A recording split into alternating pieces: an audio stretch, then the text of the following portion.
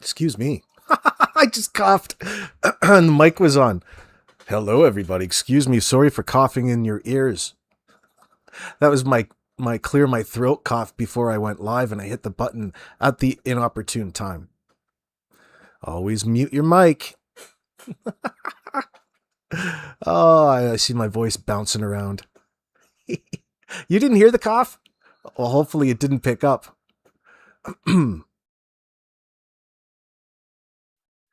Happy Friday, y'all. Good to see you, Brian. And Trail Hiker and Susan B. Corbin. Captain Justice, Mayflower. Esther, good to see you. Bonnie D Cup. I call you Bonnie D Cup, but it's D Up. I don't know why I call you D Cup. Why do I call you Bonnie D Cup? Probably because I watched that degenerate Only Use Me Blade. Sorry about that. Pick up on other people's vernacular sometimes. It doesn't come from me. Darlene, hello. Jerry Lynn, hello. Welcome, friends. Yo, friends. Don't forget to go over to Mike Demand and Anita and check out their conversations. They have interesting conversations. Recently, they talk about things that I've been thinking about when it comes to the Jack and Lilly situation.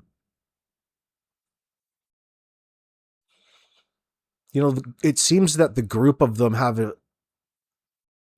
vested interest, all of them, in the case beyond what we think we know right now. Whether it's them getting rid of evidence, trading in cars, smashing cars, well, at the junkyard, trashing them, recycling them, we'll say.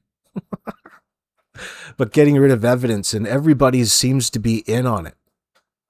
Just with that, we can look outside, other than the people who were last on the property, reportedly being Janie, Daniel, and Malaya. 1 second.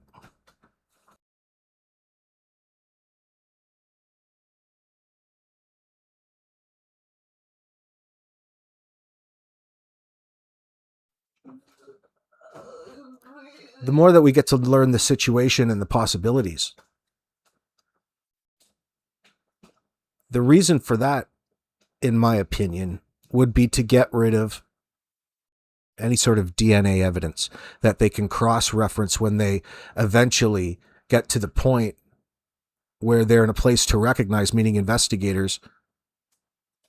So they want to take away any opportunity for them to grab swabs or evidence early on in the investigation.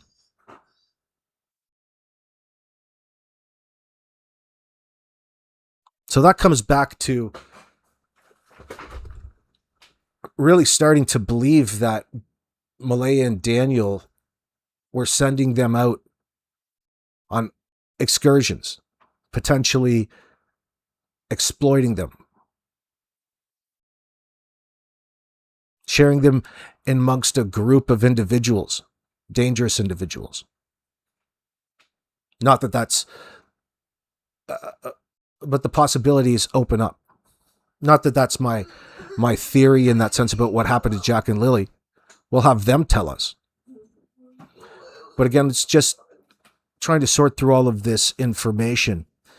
And I mean, there's got to be a reason to it. I mean, it's not uncommon for people to get rid of things. But in this scenario with Jack and Lilly, the cars are really suspicious.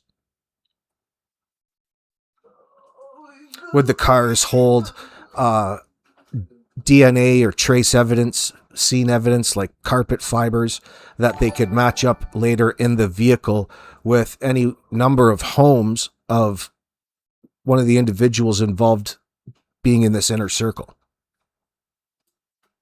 Thank you, Captain Justice. It's logical.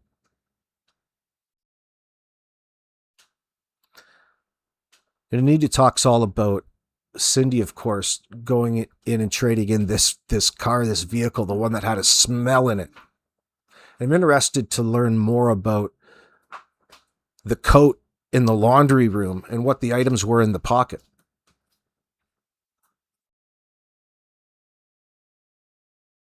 It's stuff worth talking about. These are things the investigators would be thinking about themselves. But they're probably on to bigger and better things by now. Hopefully.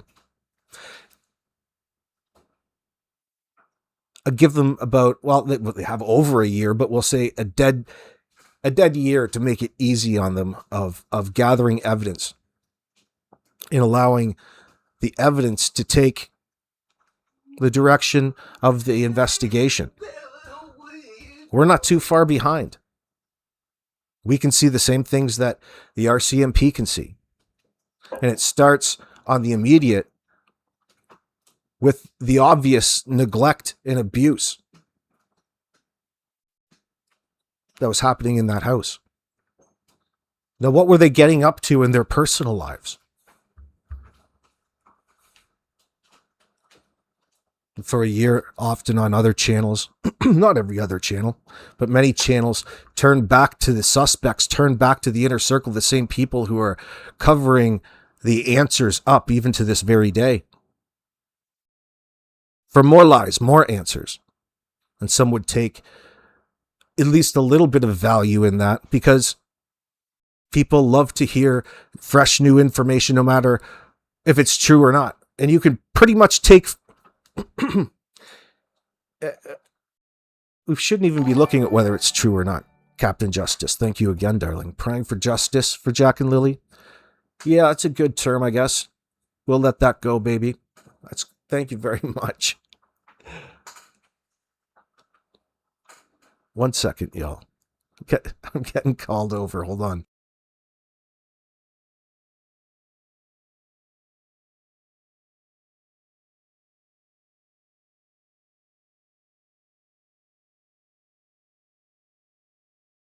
So, Trail Hiker, you're telling me that somebody was over in Brooks' channel yesterday and they got up and started to shit all over Kent up on the panel? That is funny. What happened? Oh, thank you very much, Trail Hiker. That's very generous. I appreciate it very much. Happy Friday, y'all. Hey, Cindy. So Kent was over on Brooks, which is Crimes, Lines, and Lies. Holy shit. The Northeast's most notorious fraudster, we'll call it. She's got quite the hand, I guess, quite the handiwork. Oh, my last live deserves a few coffees on you, Julia. I appreciate that big time. Thanks you very much. What did we talk about last live? We talked about pretty much Malaya's come out, but I'm trying hard not to go and just focus and watch it. We'll save that for a later time. There's too much to talk about. You can even dissect any one of her responses on that particular video, or well, on that particular interview. I wonder how long the initial interview was, how much they showed. They probably only showed about a third of it. Not that it matters. Not that it matters. I'll try hard not to talk too much trash about Malaya because it gets monotonous. I'm very, very disappointed, but I was already disappointed. I didn't expect much. But we did learn her interpretation, the things that she did share when it comes to the investigation, that they really just took their statements and haven't really talked in detail to them since, I would expect, what was it, November, when they were on to interviewing people about the blanket in the tree. Boy, you guys are working a lot slower than I thought. But hey, you can get a gauge. They've not been pulled back in for questioning. So you have this Jack and Lilly investigation with all of these probes that stem from the information that comes in. And they probe into that. And we've seen that. Well, you can see it in Daniel's charges. It doesn't have anything to do with Jack and Lilly because the victim in it isn't either Jack or Lilly, but it stems from this entire investigation. Absolutely it does. I can't wait to talk all about that evidence. Captain Justice, thank you very much.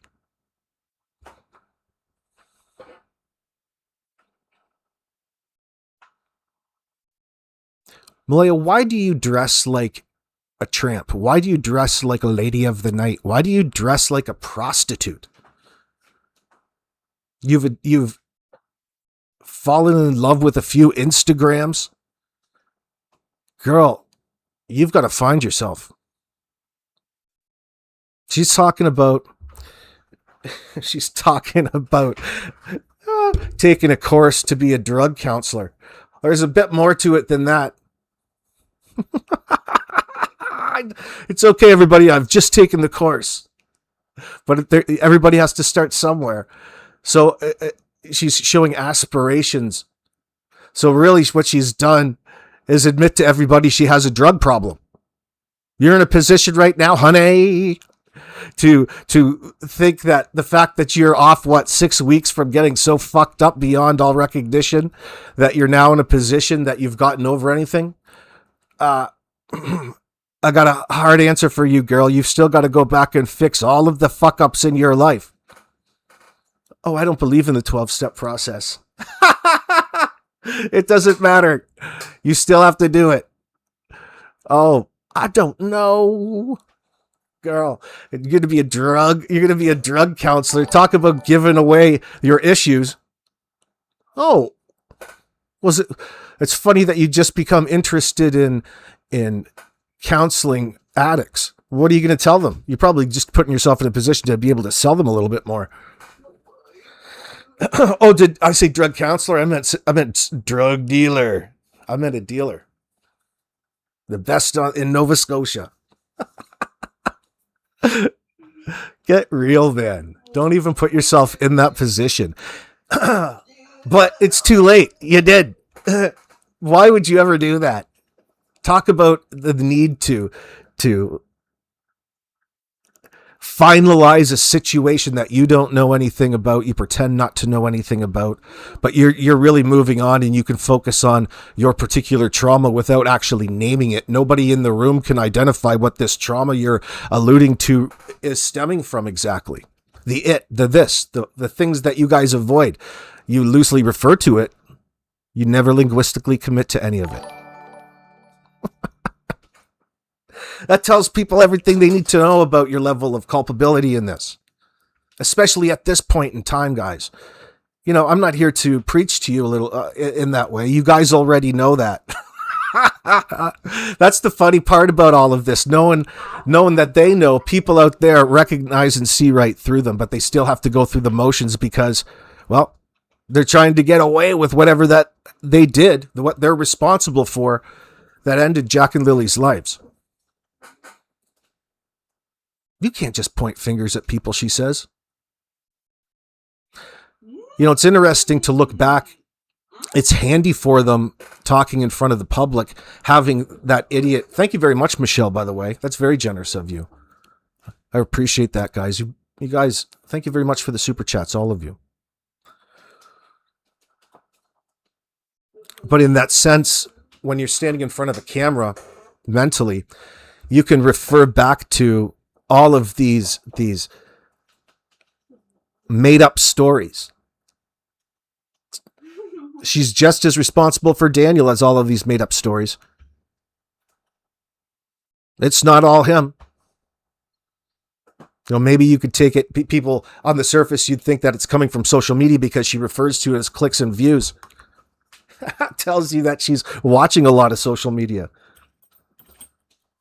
Or maybe that's what's been conditioned into her at this point. You are in fucking huge trouble. You guys are going to shit yourselves when the RCMP pull you back in for questioning. A little follow-up. But you have to have them in a good headspace. But they're constantly, meaning the lot of them, the suspects, are constantly trying to reinforce just how the cops don't believe at all that they're innocent. They know by now. They have all the answers by now. Never wants to be specific in their statements, by the way. It's not me. They skip over it. with alluding to how the police believe them. Of course they do, up until they throw the cuffs on you. Think about how illogical it is to pull in a machine like they want you to believe, like this is the Maury Povich show, and it means that you're scot-free. They got you in there in order to rule you out as a suspect. Oh, well, perfect. Why wouldn't you want to take that step in the process should you have been innocent in any of this? Have you noticed that you haven't been cleared? We've been sitting here all of this time and they haven't once been able to clear any of you. But yet you keep insisting that the cops they just think your stories are top notch and they're mystified. Why don't you make another t-shirt? I appreciate that, Captain Justice. Cindy Clark noticed the makeup, hair, and falsehood of the whole production. It looked like somebody had a botched surgery on a botched surgery. They're probably fucking all liquored up when they put that Botox in her. Lost count. Something's going on. Something's going on up there, and it has everything to do with how uncomfortable she is with all of the cognitive load. She needs her sleeping pills at night. It's the only way that she gets through this.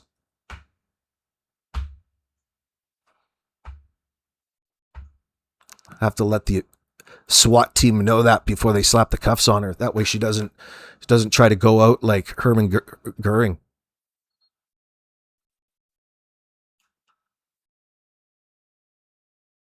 I'm going to have to put the spit mask on this one. 100% delusional AB, but it's such a long stretch. It's so distant from the reality of the situation at hand. Right, Esther?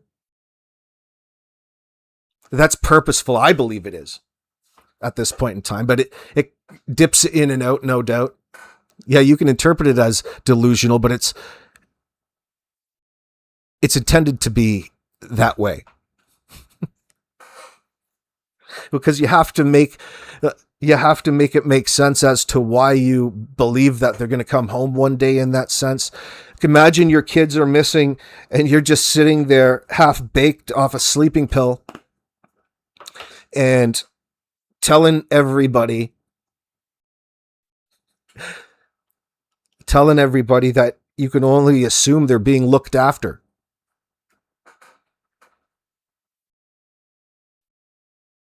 And they're in a position where they can come home.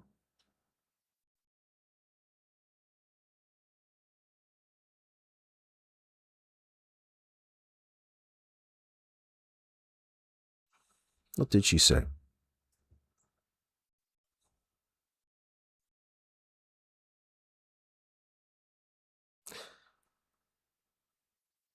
Tell me what they've been doing for you, really. How they've come through for you. This is the interview asking Malaya at 24 minutes in about her friends.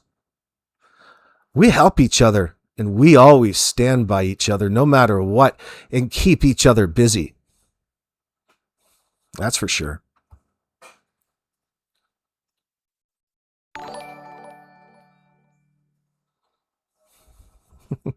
That sweater should have said lives back.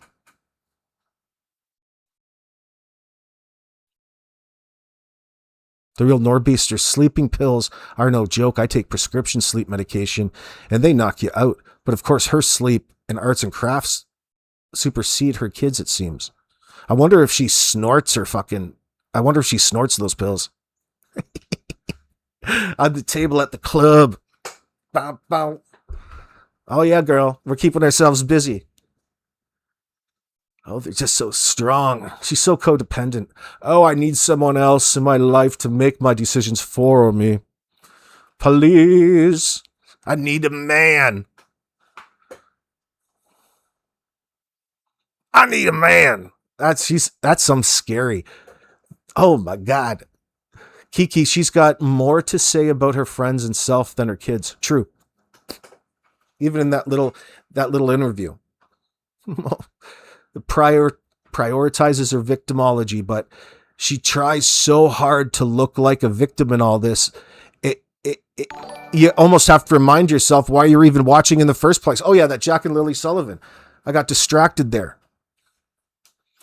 Guys, I can't answer any of those difficult questions. I block that out. It's just the nature of my trauma. I appreciate you, Quillfish. Yeah, she's going to be a drug counselor, Jerry Lynn.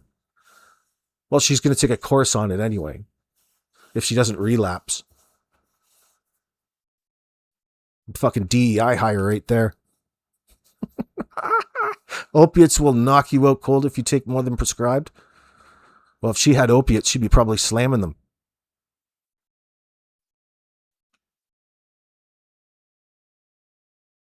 Easier you admit to all of your addictions, the easier your life's going to be, Malaya. But you already admitted to us. I thought that was pretty good. We already knew that. It's just stuff that she wants to keep private at this point in time. Nobody's making fun of you. That would mean a lot of answers to a lot of people. That's progress in the case. Your drug addiction over the past, how many years now? At least 2. More than that. Because I don't believe a sober individual would allow 100 bags of dirty diapers to gather up in their basement. There's no way that was a sober decision.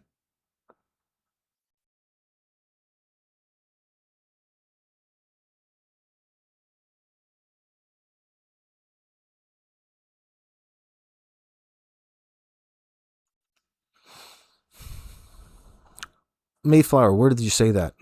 Let me see what you said. Esther, if her kids see her, it would probably re-traumatize them. So,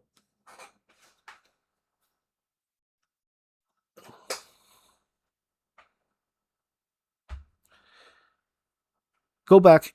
We've really got to check ourselves when we even talk about this story that they presented the RCMP, considering that we can't confirm. The fact that we can't confirm over a year later that they even made it home from Dollarama on Thursday afternoon should tell you that they probably didn't make it home Thursday afternoon. Something else happened after they left Dollarama, and it has nothing to do with what led into the events and their alibi, we'll call it, for Friday, May the 2nd that they called in. Something else happened that afternoon. Something else happened that Thursday afternoon, and they've fucked up the story so many times now. We've identified through their language that there's a high probability that they're lying. And I'm just being nice. Fuck, they're lying about that. And even at that moment in time, nobody knew within that story about the Thursday night before Janie saw the kids go in where exactly that fuckface Danny is. Where everybody is at that point in time. It's because the story's bullshit. That whole Thursday night that they told the police in what we know as the affidavit report, the responding officers, bullshit. Danny flipping on the light at midnight, all bullshit. It's all bullshit. Something else happened after they were seen on camera at Dollarama, and we don't have any of that information. The RCMP do. How much do they?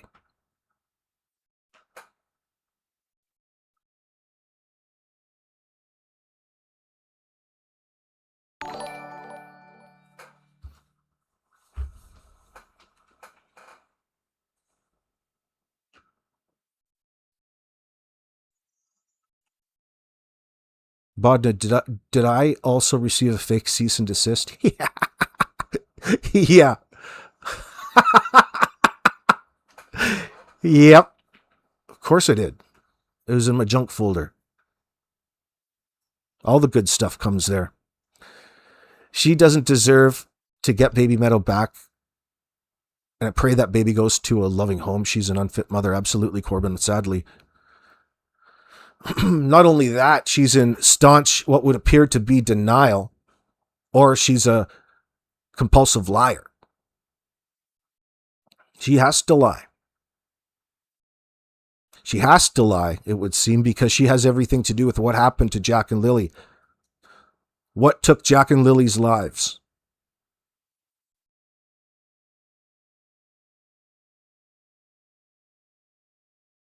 Soon as old Mum Malaya there, the greatest mum she thinks in the world, starts talking about having to stay quiet and lying because she's saying that police were really giving her legal advice as to what to do in that moment, to counsel her. Like that's their job.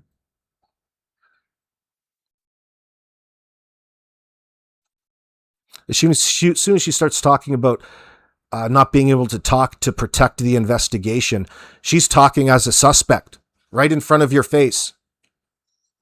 She did the flip. There's no other way, and they do it consistently. Her and that fuckface Danny. They're telling you just how guilty they are.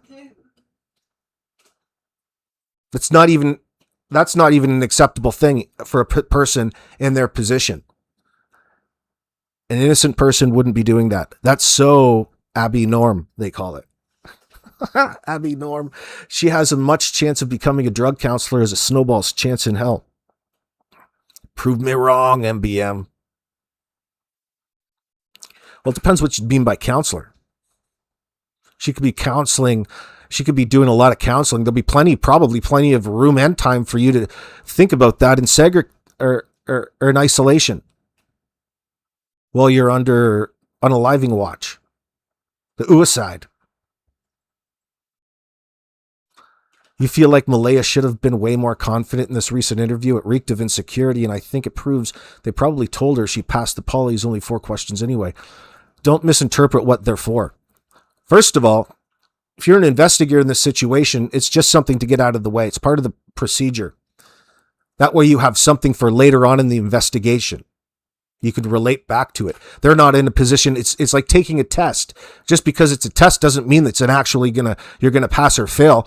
They're not in a position to do anything but get a baseline from you. I mean, of course, there's exceptions. Something might stick out. You might just totally melt down while hooked up. Who knows? But what they're essentially doing is getting you into being agreeable and confident in that sense in order to get information from you. It's easier to get it in a positive environment, unfortunately. Unlike all of the good Hollywood movies. Believe me, the hard questions have yet to come. At that point in time, they didn't have enough to ask them. No hard evidence. They've made and staged this particular hoax and perpetrated it. So you have to go about getting all of the information that the investigators can rely on in a different objective way, in an objective manner, unreliant or reliant minimally on the suspects. Because the suspects just put all of the blame back on to the 2 missing children for walking out and taking their clothes with them.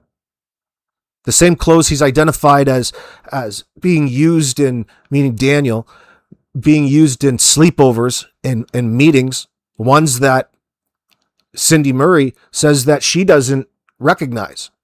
Clothes that have never been with them over there when they've been sleeping over. So where exactly have they been sleeping over and at whose place? Darren's barn? Kent's mom's spare bedroom?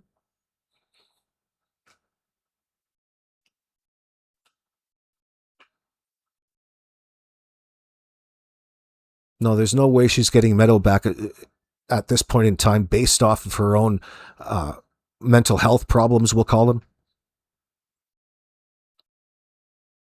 Because 2 kids just magically disappeared and she's okay with it and doesn't think that she needs to provide any proper account. She doesn't owe anybody anything. Yeah, that's the reason that she's not going to get Meadow back. Because she's not a genuine innocent party to any of this.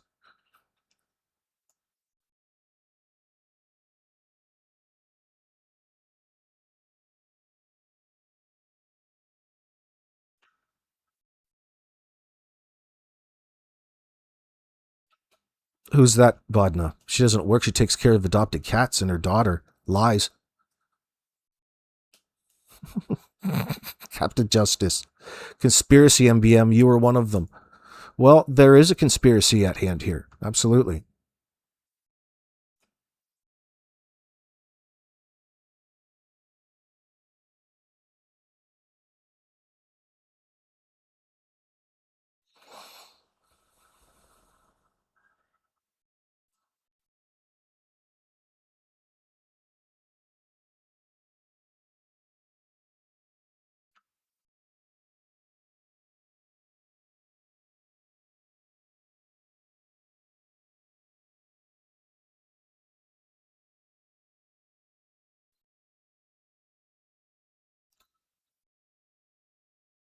Jerry, don't you have to get sober to get into drug rehab like Amy Winehouse sings?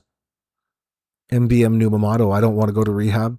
Oh, I see what you're doing there. Trail hiker, what was that gal saying to Kent while he was up on panel yesterday? Did you get to see Kent? Did he have mayonnaise in his beard?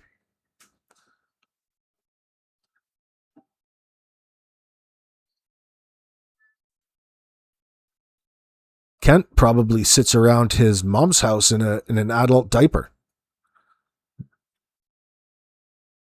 He's developed one of those philias.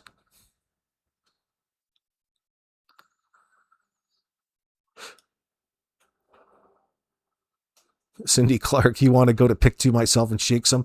Well, make sure you have the proper protection.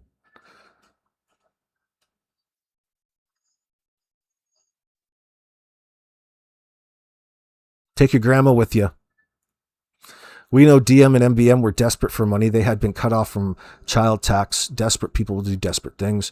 Yeah, but they were already into some degenerate lifestyle type things up to that point, and that just didn't start, a couple months before the disappearance. So it was probably a long-term thing. Danny was probably shooting her full of dope, convincing her just how great of a porn star she looked like on camera. Trying to make some money off the situation. And it got out of hand because, well, it's what happens when you objectify yourself. The real Norbeaster, apparently, even if he is unemployed, he will owe support for them. His license was suspended because he stopped paying. You talking Danny? Be interested to know what his ex-wife thinks. She probably has some stories. Maybe.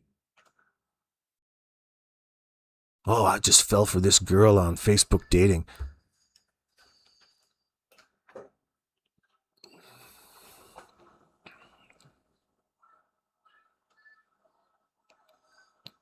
Malaya and Daniel both guilty, and they both definitely got each other's backs at this moment. Yeah, Esther. Yeah, that tells us all we need to know about who the victims really are in this situation. If you ask Malaya, it's her. She's owed answers. Imagine. She really is dissociated from real life reality. That's scary. What is it that makes Malaya a good mom? Well, she knows she makeup. She makes herself up every day. Some days. Do you think it's the cooking?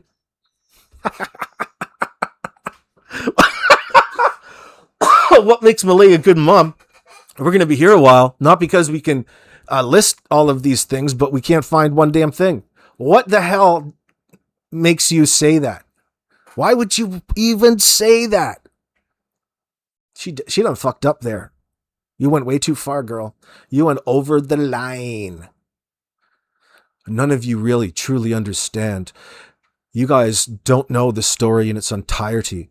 So there you go again, telling everybody, Malaya, that you know all of the information when it comes to the Jack and Lilly case in its entirety. You know, and none of us know yet. That's why people have all kinds of things to say about what it is that you did, meaning your close buddy, Darren Gettys.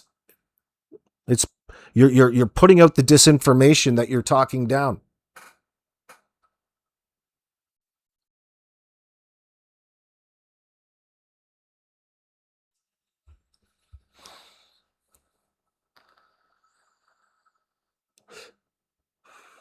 She accused him of selling keychains and keeping money. The lady she was going off said he has a dirty ass. Fuck, he's a dude. He's a chomo. 100%. That's a 100% guarantee. The fuck out of here. Probably one of his friends trying to appeal to a different demographic. Get up here and pretend that you hate me. If she gets pregnant again, Corbin says the baby should be taken from her because she doesn't deserve to be a mother. Especially when she's got 2 children missing and she's not out there pleading for them. Yeah, there'll probably be a flag in the system. Now, I don't think you can get pregnant through taking it in the booty. So maybe she wants to take up a new hobby. Maybe she wants to do something a little different. Malaya claims in the article that she takes care of adopted cats and sees her daughter. Can't remember which article, the latest. Oh, did she? She's taking care of adopted cats. Mm-hmm. Is she feeding them?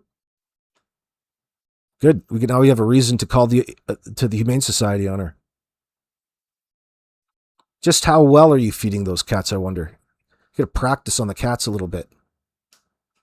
It's more her style.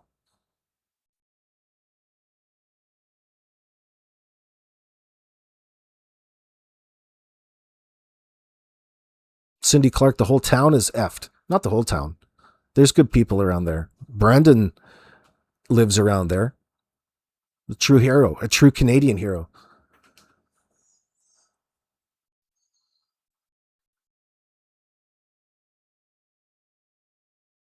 Guys, throw me up some blue hearts in my chat for Brandon. Brendan Lemieux has got the blue heart. Highest degree of responsibility as she had sole custody of them. The $8,000 to Patty, but she'll never see that back. Well, no, she's not getting that back. You're right. What happened to my chat? There we go.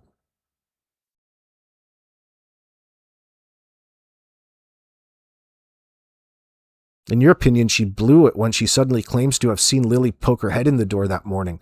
That is not in the original document. She's covering for Daniel. Absolutely. That's not even in her first statements. She's contradicted herself. You're right. But she, in reality, blew it a long time ago.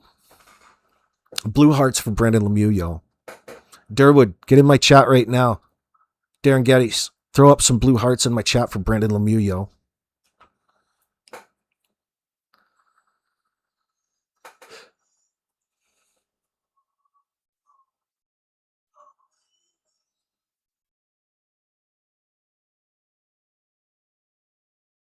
Yeah, she loves them res cards. Yeah.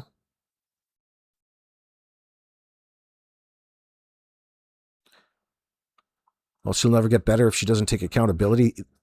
She'll eventually learn that.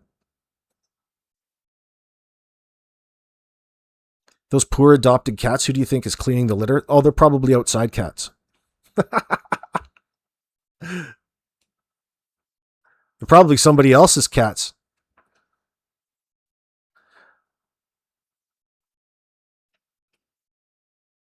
River Rat, you've heard of judges in the U.S. ordering child abuser women to have those Depo-Prover or Provera implants in their arm.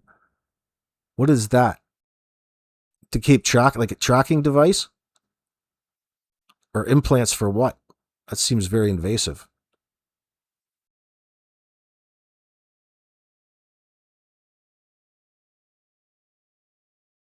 Robin, you think the cats would be well fed with Malaya? No, I have an immediate concern. I already have a concern. Oh, does she rent these cats out? Do these cats go on sleepovers? Yeah, minimum she has to be honest. Well, true. That's certainly not going to happen, Julia.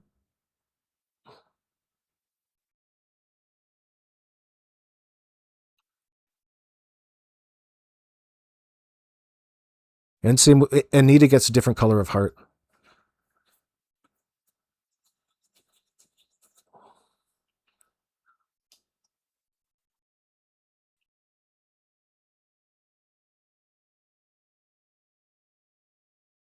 Oh, the inevitable's coming, Esther.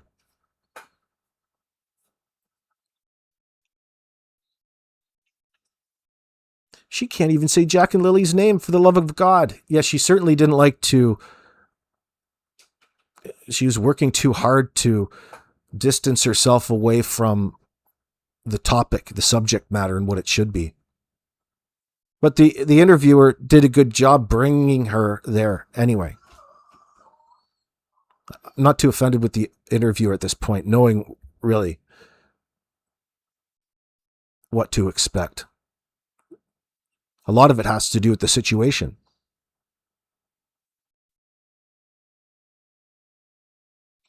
It was something in the early 2000s and 90s. It was birth control that they put under the skin in the arm, and it worked like taking the pill.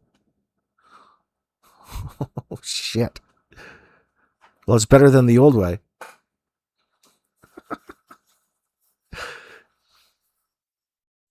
They just do it behind your back. Here, take this shot. She's no longer with the boyfriend. Apparently, he's seen red flags, Cam Matter says. I wonder what red flags. That she was always asking him for money. That she was always on her phone, always trying to advertise. She can't get out of the lifestyle. She's a hussy.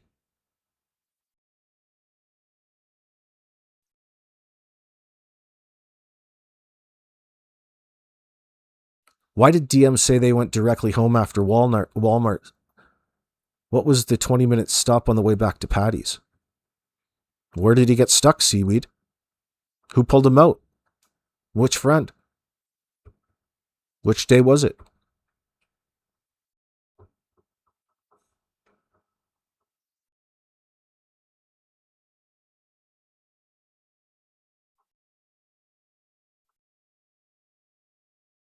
And when you say he was over at Patty's, you could also say he was over with Hayden and Emily Ogley, because they were staying at Patty's, weren't they? So they're all over there partying the fuck up, probably snorting their sleeping pills.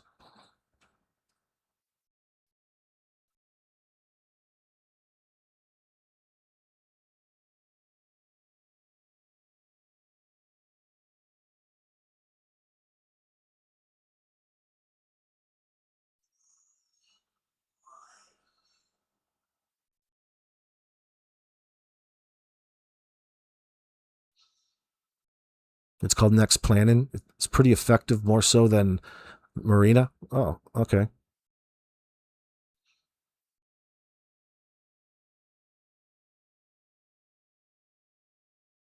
You're going to have to drop over Mayflower into Dairy Queen to see if Mateus is there. Go try his hamburger. Do a review on it. Do an online review of the DQ. Can I have gravy on with that, though, sir? She's a Jezebel? Hail to the yeah, Norbeaster. A 2-bit hussy. She's a parlor girl. Cowboy.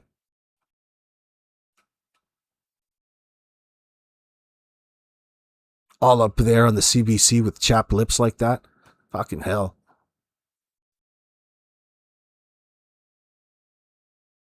Just put more lipstick over it. It's got shit falling off the bottom lip. Whoever did those injections needs to be fired. They must have slipped. Or maybe it was the emotion that she was trying to hold back. The emotion. I wonder what emotions exactly those would have been.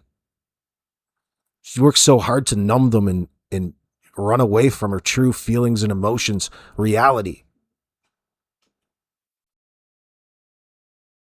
She's not looking to get caught.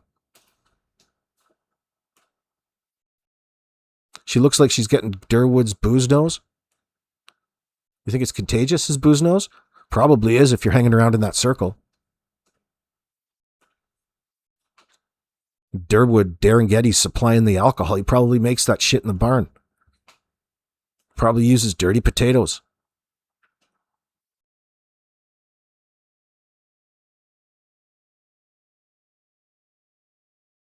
I'm just staying as hopeful as possible. I want them home. I want to hold them. And I want them home. What happened was we woke up. I heard them playing in the next room beside us. And I was drifting in and out of sleep. And they're not the type of kids that we tell them not to go outside on their own. We always make sure that we're out there with them, watching them. And they happen to just get out that sliding door, and we can't hear it when it opens. And they were outside playing, but we weren't aware of it at the time. And the next thing we knew, it was quiet. And we get up, and I tell him, my partner, Daniel, I tell him, "Do you hear the kids?" And he says, "No." And we get up instantly. We're looking outside. We're looking everywhere, yelling for them. And I instantly just call 911. I just had the instinct I needed to call. They're both really go-lucky children. They're so sweet. They talk to anyone. They'll talk your ear off. They will speak to anyone in a store. Everyone. They're just extremely sweet kids. It's been raining and they're probably soaking wet, but with the sun today, I'm hopeful that they are feeling warm. We're all filled with pain and sorrow because we just want them found. I'm just...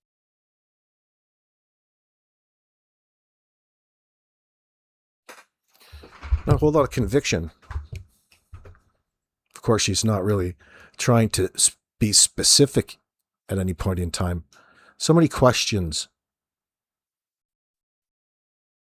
You're cognitive enough, you're alert enough to recognize that you're drifting in and out of sleep, enough to know these finite things that you wouldn't otherwise recognize. Didn't hear her talk about Lily poke her head in.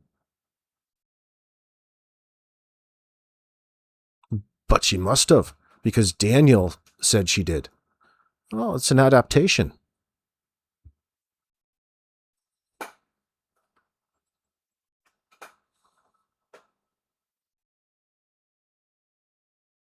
Strong first-person ownership looks like I am traumatized.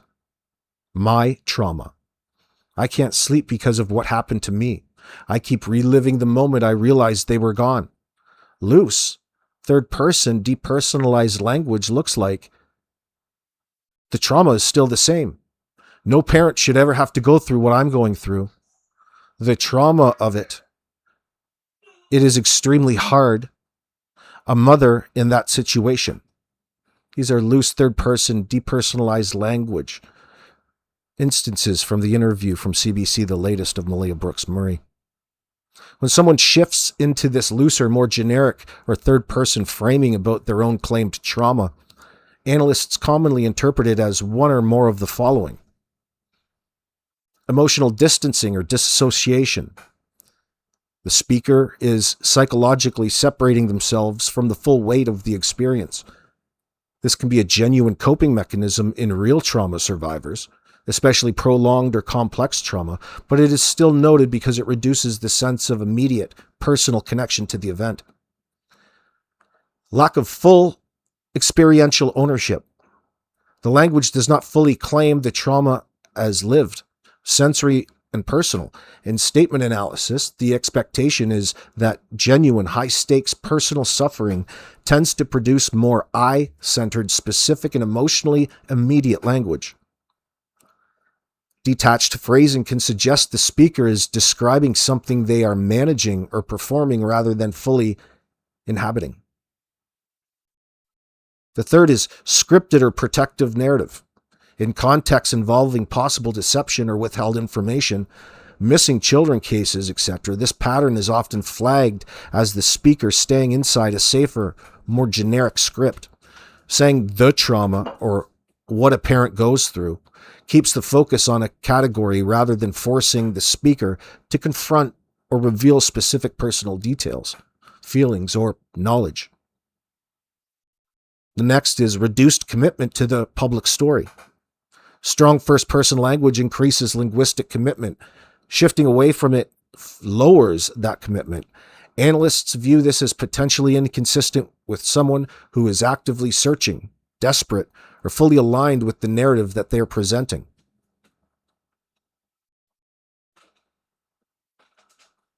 I'm just staying as hopeful as possible. I want them home. I want to hold them. And I want them home. What happened was we woke up. I heard them playing in the next room beside us. And I was drifting in and out of sleep. And they're not the type of kids that we tell them not to go outside on their own. We always make sure that we're out there with them, watching them. And they happen to just get out that sliding door, and we can't hear it when it opens.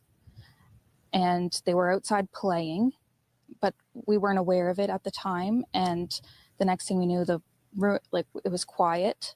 And we get up, and I tell him, my partner, Daniel, I tell him, "Do you hear the kids?" And he says, "No." And we get up instantly. We're looking outside. We're looking everywhere, yelling for them. And I instantly just call 911. I just had the instinct I needed to call. They're both really go-lucky children. They're so sweet. They talk to anyone. They'll talk your ear off. They will speak to anyone in a store. Everyone. They're just extremely sweet kids. It's been raining and they're probably soaking wet, but with the sun today, I'm hopeful that they are feeling warm. We're all filled with pain and sorrow because we just want them found. I'm just...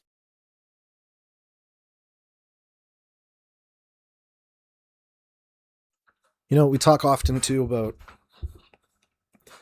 how bizarre it is, their lifestyle in the reported 48 hours before May the 2nd. The constantly toting around of what you claim to be sick children, but you're really toting them around. You're at 8:30 at night. You're in Walmart.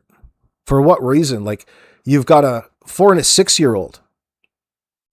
Those kids should be long in bed, especially any night. Even if it is a holiday, you might let them stay up a little bit later, but it tells you that it's probably more of a common thing.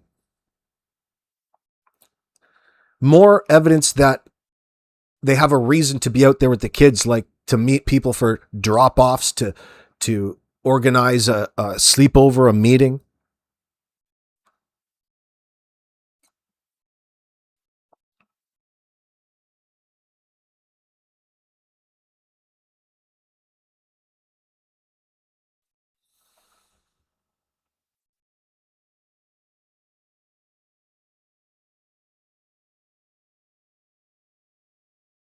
Yeah, you're right, Jerry Lynn. Yeah, the police aren't allowed to tell you in that situation what you should be doing, nor would they. That's just her lying in the moment to make it seem that everybody's on her side. All the cops believe her and are just they need to give her answers. She's demanding it. Well, wait till the RCMP start getting you in a room and demanding answers from you there, sweetheart. You're going to fold like a cheap suit. Guarantee it. None of the individuals, the suspects in this situation, Janie, Daniel, or Malaya, none of their statements have any context. It's weak. But it doesn't matter. You still need, as an investigator in that position, to already have that all lined up, have a plan for what it is that you're going to do, have the answers to the majority of the questions. Apply that in the moment and lead them into a position where you've caught them in a lie.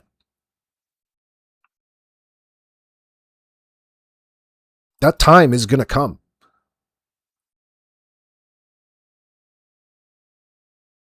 You're going to be back in an interview room shortly.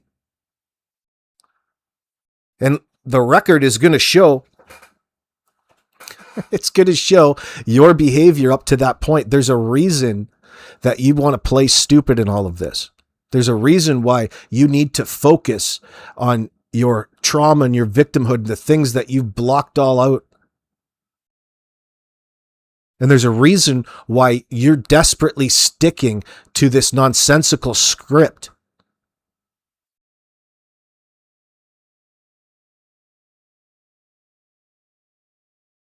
The good stuff in this case hasn't even happened yet. Meaning that the interesting interviews.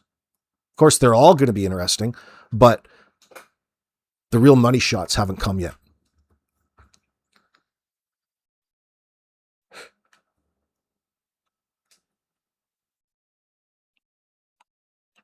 Donna, I can't wait for all the people involved interrogated who will sing like a bird first. Who do you think, Donna? MCU needs to get all of the evidence they need. Justice for Jack and Lilly. Yeah, however long it takes for the RCMP, but who is going to break first? It's just going to be a matter of time. It's all going to depend on the evidence, because the evidence is going to speak for itself.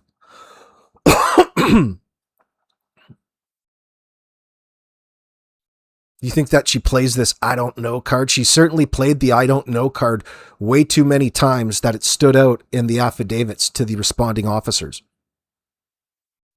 I don't know. Pretending to be sleeping is not going to be good enough in the interview room there, honey.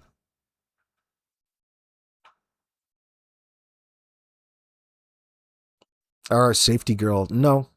Do I think the interview was for defense in the future? They don't have a defense for anything. Nothing's out. Really, what it looks like is the situation's in limbo, and it's there because writing on the wall is the lack of information provided by the caregivers, and there's a reason that they want to lack, because they've got a bullshit story to sell, and they're pretending not to know, or not even being nearly as responsible for what happened to Jack and Lilly. Remember, they want everybody to believe that the answers to all of this are Jack and Lilly. They walked out, they grabbed their coats and backpacks, they walked out, their boots, they walked out, never to be seen again. Janie can't even figure it out. Well, you know why you can't figure it out? Because it never fucking happened, douchebags. There was no Jack and Lilly there that Friday morning, you idiots. The story they told the RCMP is an absolute hoax. It's preposterous. And they've every step of the way put blame back onto Jack and Lilly for walking out. Why? Because it's all that they have. So whatever happened to Jack and Lilly,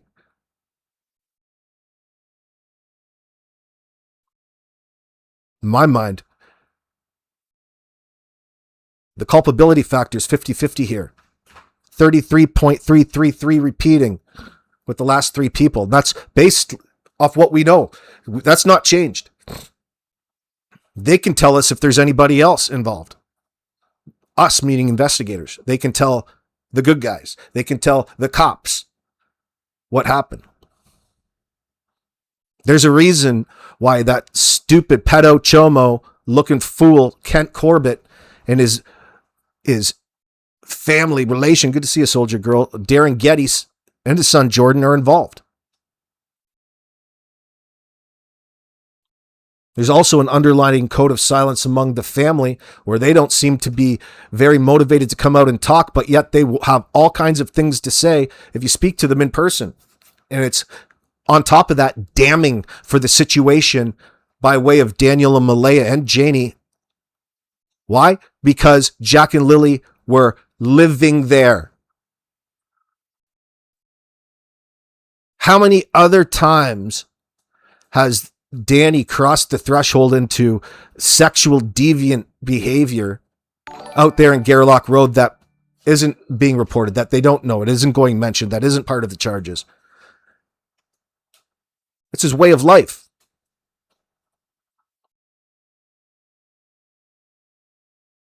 Just what the kids and the rats in the walls need to hear.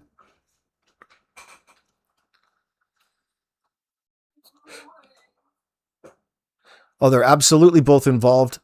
And there's more to it than that, Robin, because, and it goes beyond just feeling the need to protect somebody. A person who's not generally in the know doesn't really know the areas that they need protection. They can be there for moral support, but this goes far beyond that. And I mean, it sounds like with Cindy, that's what I'm talking about. And of course, Darren Gettys.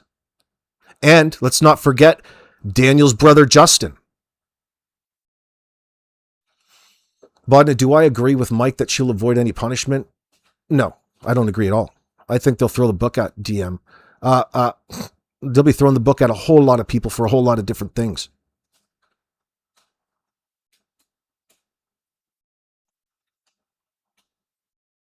No, she won't be avoiding anything. She'll be doing her best. I think that's blending back into the other comment from earlier on building a defense at this point. Let me adjust that answer.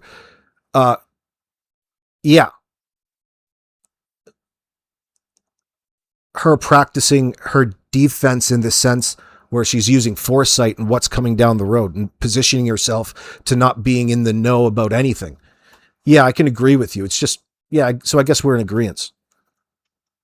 She doesn't do a very good job forming her defense, but she only has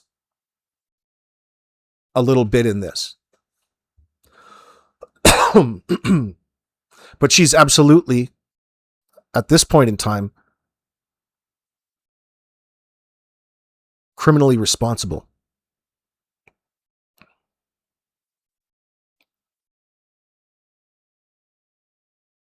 I only stopped there because I don't know all the details that the RCMP know, but they still need a complete picture about what happened.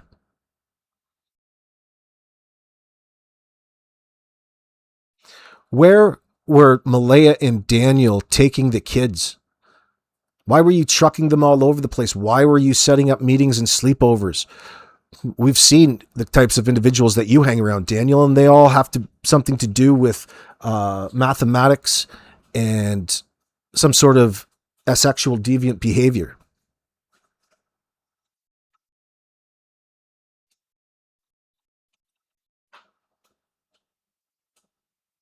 No, St. Andrew's Presbyterian Church, that's just the other side of where they found the blood in the panties and the matching headband and the sock with the feces on it. Danny's stash, we'll call it.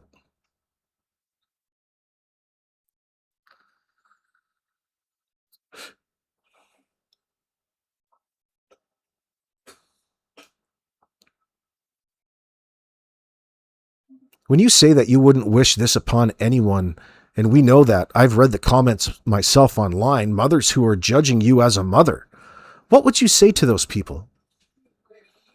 Hug your children tight because this could happen to anyone and you just can't point fingers. I feel they don't understand the situation entirely. See right there? So they just go off what's being put out there, and I guess they could say all the cruel things that they want. At the end of the day, I know that I'm a good mom, and I love my children very, very much, and I'd give anything to just hold them right now. No, that's not going to happen. It's not going to be able to happen, girl.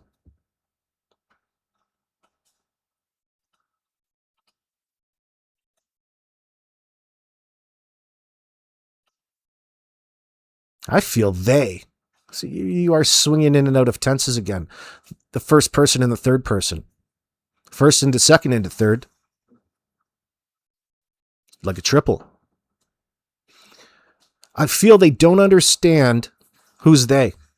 I feel they don't understand the situation entirely. So now all of a sudden she's in a position to be you know what I'm saying? You just got through saying that you don't know 3 to 4 different occasions and dodging 2 more questions. And other people, and you're claiming to know more than other people. In the same breath, you don't know anything.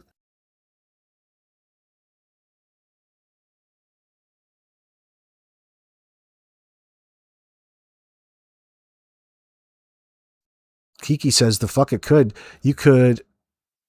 You'd have to kill me to get my kid. And I got 17 different ways to make sure he ain't escaping. He's 5. Yep. The kids never escaped. They never left to begin with. I'm sure they wanted to leave. They never wanted to be there in the first place. What a nightmare of a living situation. What is it you think Daniel told Malaya to sell her on this move out to Janie's? Oh, I know this place, girl. Come out to the estate. Come out to my mom's farm. Her rooster farm. We got rodents. It's a rat farm, more like it. Here, let me just get rid of this mattress. Open the door and kick it out. What happened? What do you guys think happened to that fucking mattress? What happened to the mattress that it just needed to get shoved out into the back? Good enough for the rats. You're welcome, rats. Janie gets mad at Jack taking the rock off of the... she's got a rock on the chicken wire to keep the chickens in. You'd think at some point that she would use some tie wire or something and maybe a steel beam if it was being a problem. No, she just preferred to yell at Jack. He did that all the time. Those chickens probably wanted the fucking hell out of there too. They probably wanted to bail too. Usually, free range chickens usually stick around if you feed them. Chickens got more love than any of the children there did.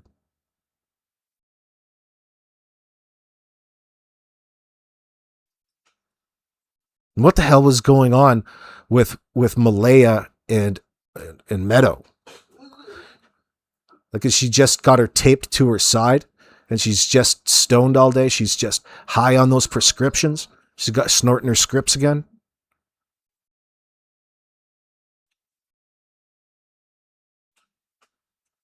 He probably told her he'd build her a dream home on that property. Just look at his fence skills. Oh yeah, he knows a couple people. He knows a guy with a bulldozer. His dad's got a dozer. Early's got a dozer. Dad, come on down here. Gonna push some dirt around.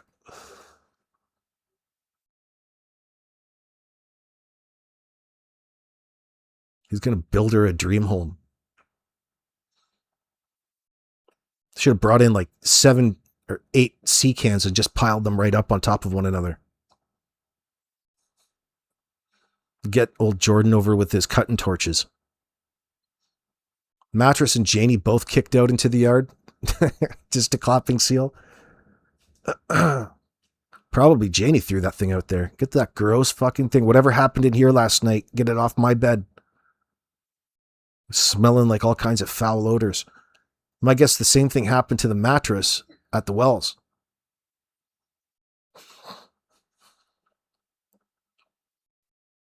Good point, Ilyanka.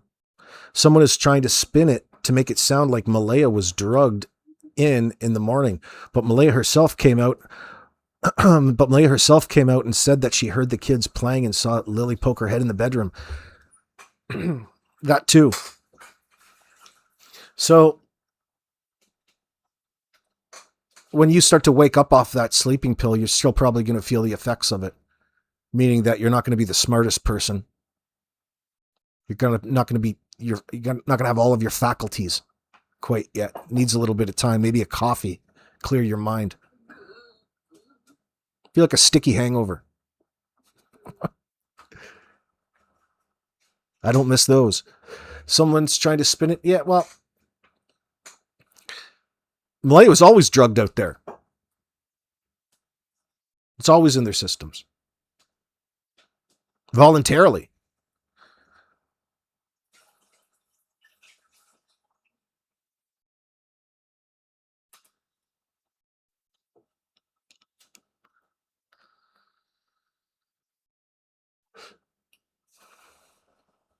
Who the fuck are you talking about, Tamaru?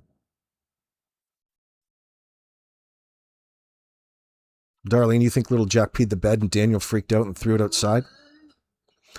Well, you could save yourself a lot of trouble if you have a problem that way. You get yourself a mattress cover for like $25 off Amazon. They're a godsend. Just pull it over. Save your mattress.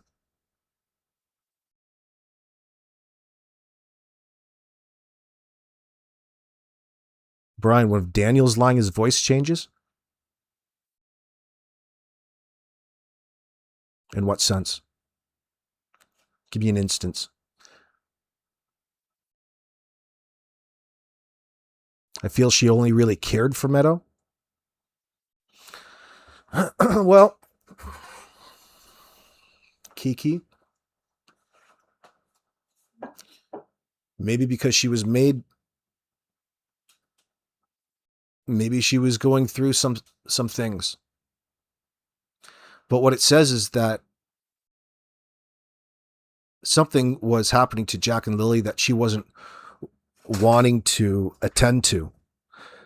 Like, did she devalue her own children because of what reason? Yes, but what does that look like?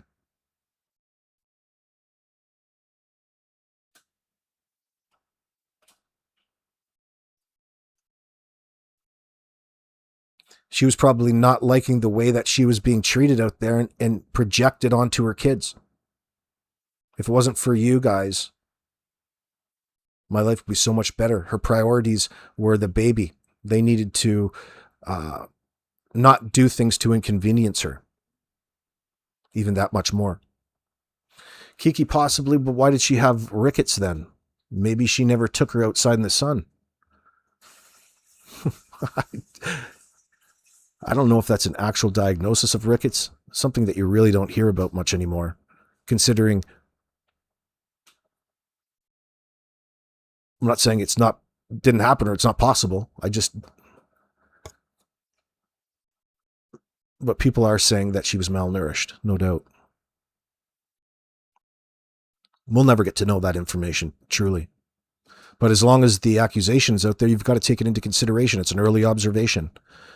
Mattress probably buried in the woods. Soldier girl, no, the mattress was just outside the back door on the lawn.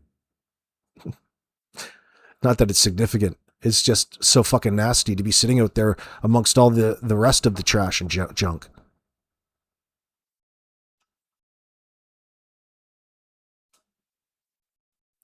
The real Northeaster says not having J and L around gives her less stress on going pussy popping and partying with a new man.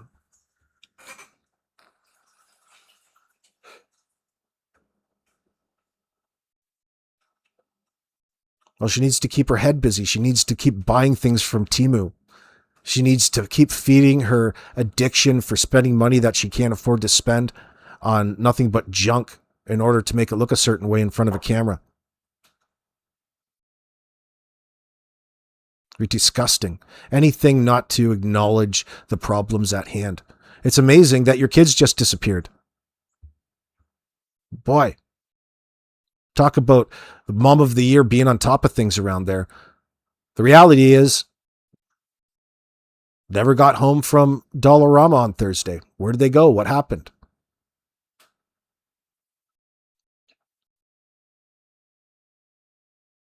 Where did you take them?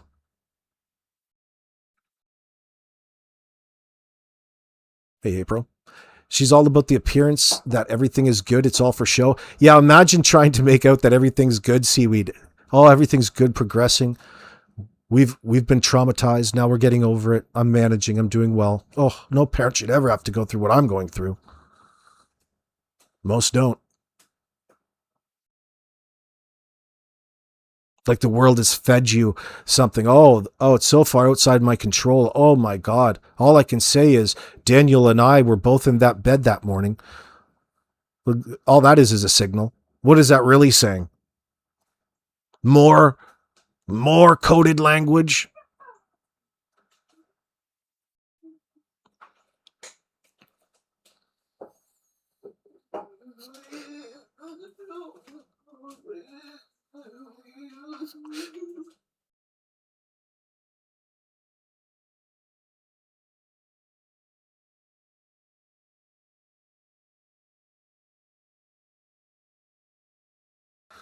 Yes. What's new, soldier girl?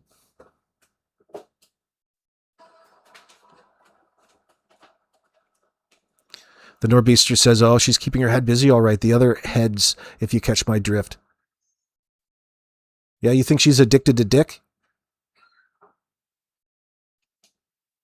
She just needs it so bad. That's probably what she's got in her ad. I need it so bad. Oh, 180 for half an hour.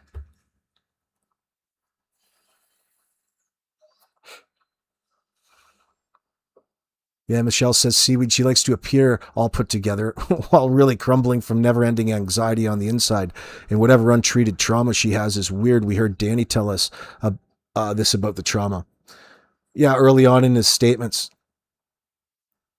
Is that the trauma from what Cindy's old partner did to you and Hayden, reportedly? Or is it the trauma that you witnessed in discovering that Jack and Lily were dead? You need to be specific when you're blaming things like that, Malaya, but you avoid it. That's a problem, as you described it in the third person.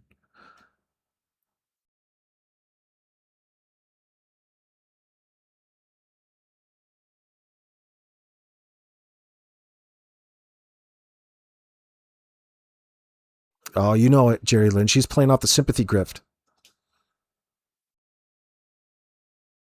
You think the kids are just going to come walking home and business, you can get back to life as normal? That's never going to happen. You really fucked up. Your decisions led to the end of Jack and Lily's life, your own 4 and 6-year-old. You don't feel one bit guilty? Yep, Captain Justice, the world owes her something, she says. You're going to get that something coming, girl.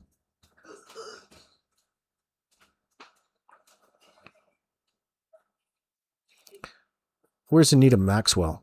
She's in here? Anita Maxwell, were you asked to appear at family court? No. Oh, you're going to have to throw up green hearts, friends, for Anita Maxwell if she's in here.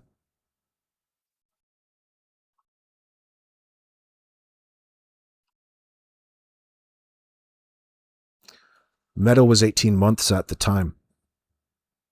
That was May 2nd, 2025. I'm not sure how old she is now. She's a year older, at least. Still a baby. She wasn't walking either.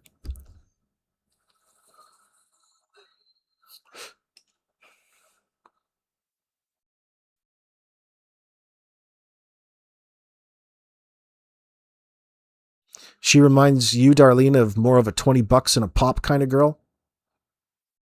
Come on, that's insulting.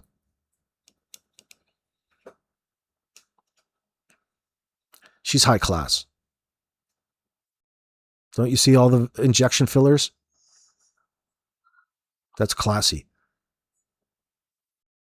It really sets off her filtered photos. I've got my own private Insta. Maybe she was kept in the crib and the kids were kept in their rooms all locked up. Well, Vodna, that's what the talk of the town is. Even the children were talking about Malaya locking the kids down. They would go fucking off on their four-wheelers, stealing shit from other people through the night. Setting up some sexual encounters on Leo's list. Meep says, skank shorts doing an interview about your children. Yeah, those are skank shorts, all right. You could say that. Those are nasty. What the fuck are you thinking, dude? Skank shorts and a sweater. Oh, fuck. Come on. Where's wardrobe?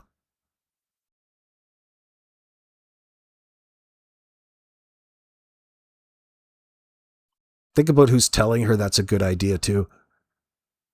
Take a look what Cheryl was wearing. You know where it came from. Holy fuck. Nasty.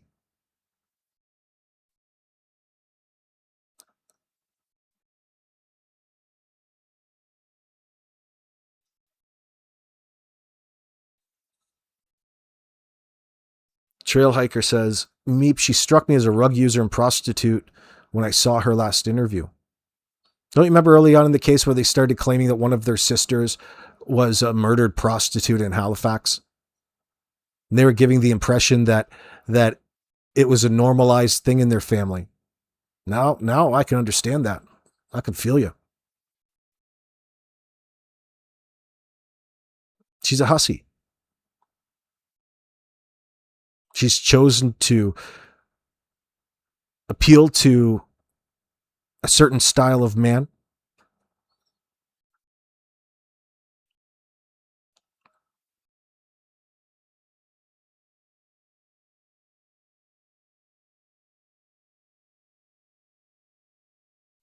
Not walking yet, legs a bit bowed, allegedly underweight. Vitamin deficiency. Oh, for sure. If you're feeding your kids the stuff you get out of a drive-through window, they're not getting any nutrition to begin with. When do they get their nutrition?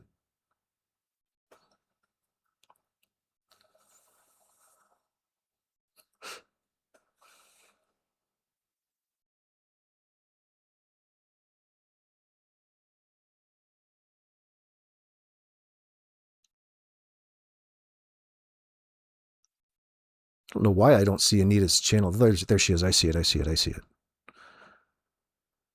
I see Anita. I will fight for Meadow too, she says. I will tell the judge CPS knows Cindy knows Malaya can't take care of stuffed animals. Never mind a cat. Poor Meadow. Well, she's taking care. She's adopted all kinds of cats. Maybe they've come pre-traumatized. Maybe they all can sit around and have a good meow.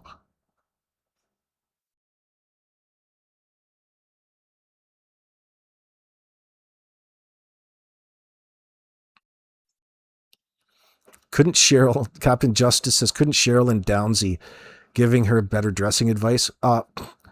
They're friends no matter what. They stick together. It's your little culture club. What a bunch of freaks. Oh, don't worry, girl. You look just fantastic. They're not looking after you at all. They're not helping you out whatsoever, Malaya. They're making you look even trashier. Holy shit. There's some free advice. You're so desperate to take it. Girl, you better fit yourself out of the Sears catalog than give your fashion sense up to your friend Cheryl.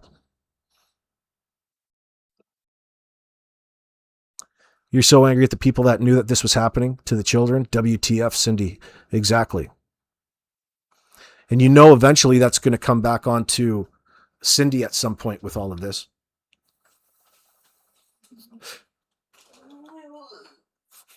What it comes down to is Daniel and Malaya's decision making. You see it already. It was already problematic up to May the 2nd.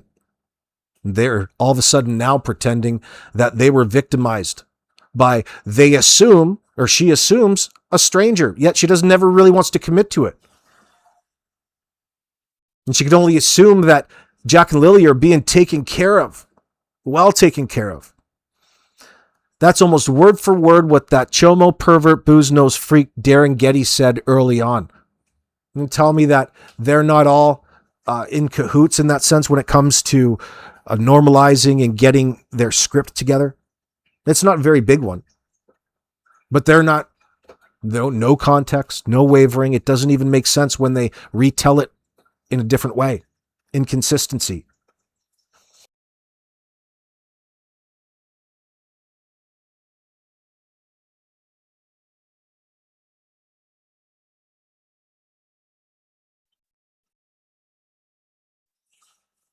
She's blowing through men. Literally just made April. Girlfriend, you're going to get what's coming to you, and it's not pretty. No makeup and hairdo required. Well, her makeup is soon going to be like, what do they use in prison? They use like colored Kool-Aid. You can get a little wet and pink up your ears a little bit. Pretty bracelets, lots of loving and free room and board. You get 3 meals a day. Get your meals looked after. And you got seniority. Maybe she could get Janie to order an outfit for her off Temu.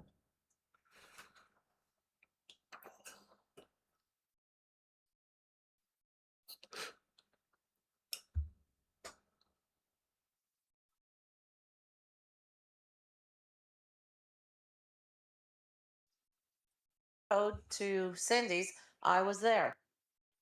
I took the baby for a walk later.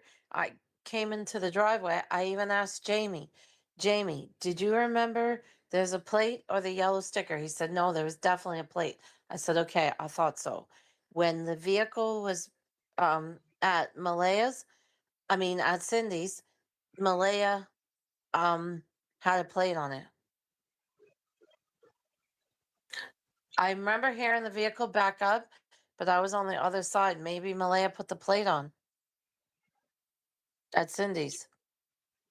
I'm not sure why there was no plate on it. The only thing is to assume but that he would have taken plates off vehicles and switched them all around.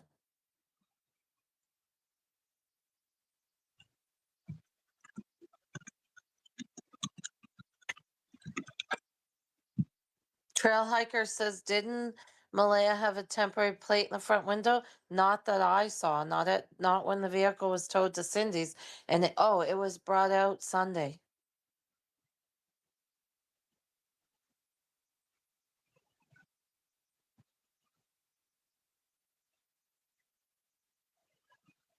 Did he have it up for sale at one time? Did he have it up? Kathy, I'm not sure what you mean. Did he have it up for sale? Who? Daniel have what? Let me read.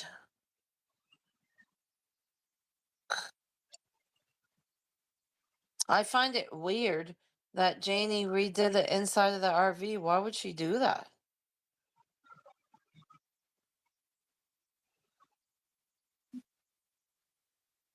And take cupboards out.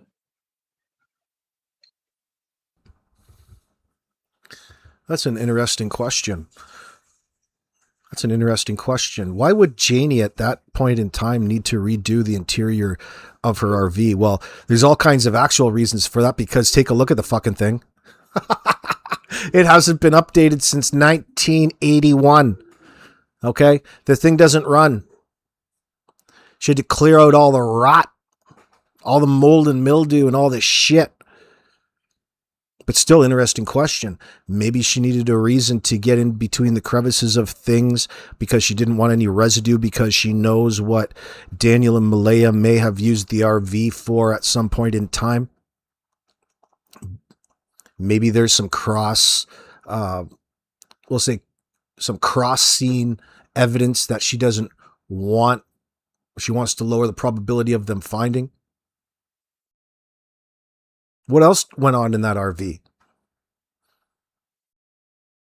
Probably had to take a bunch of shit out because that wood stove in there got the goddarn chipboard so hot it was going to burst into flames to begin with because it's such a confined space.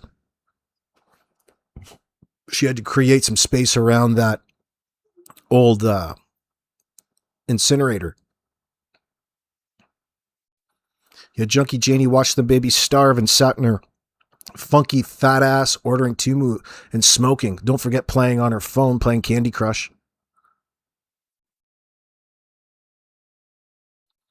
Anita in my chat says, I realize Cindy ignored it and Wade is, like me, surprised at what they were doing and he's still at Debbie's. Cindy will lie and detectives are closing in, gathering evidence, absolutely.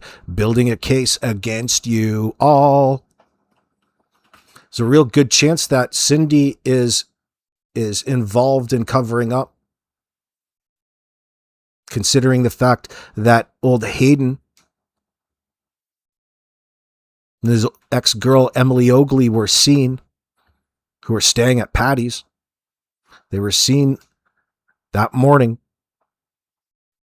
at the exact spot that they later found a blanket, as well as t-shirts and many other clothes, all on a particular spot. And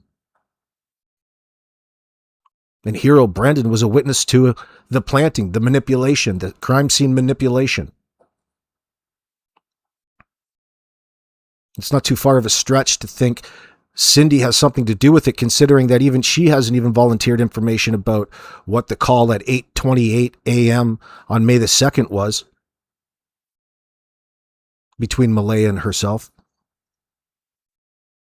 And reportedly the 11:30 phone call from the night before, information that comes through Wade and Anita. But the 8:28 phone call is in the affidavits.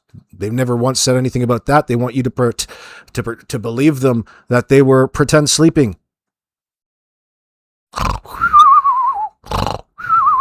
Well, it's so fucking amazing that you're sitting there sleeping in the middle of the fucking morning when you seem to have a fancy for sleeping pills.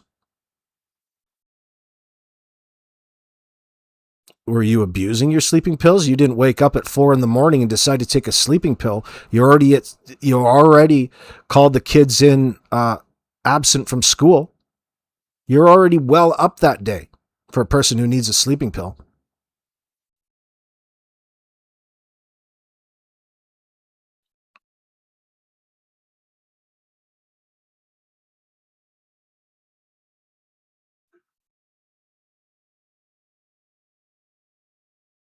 No, not at the same time.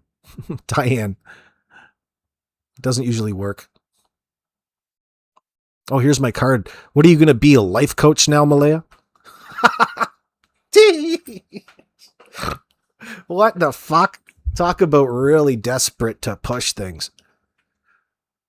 Oh, I'm finally just now going to get my life together. Remember when Daniel said the kids had weak immune systems and that's why they miss so much school? Yeah, because you kept them that way.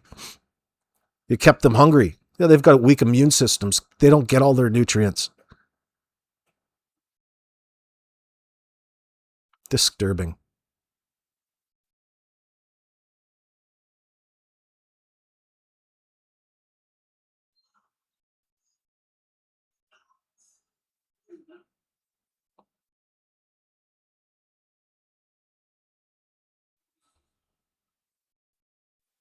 Somebody said Malaya cheated on her new boyfriend. I don't know.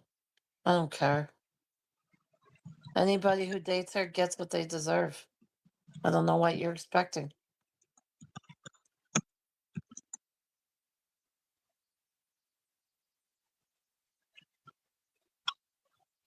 Remember, to Cindy's side of the family and people, you're picking on poor Malaya, poor Malaya.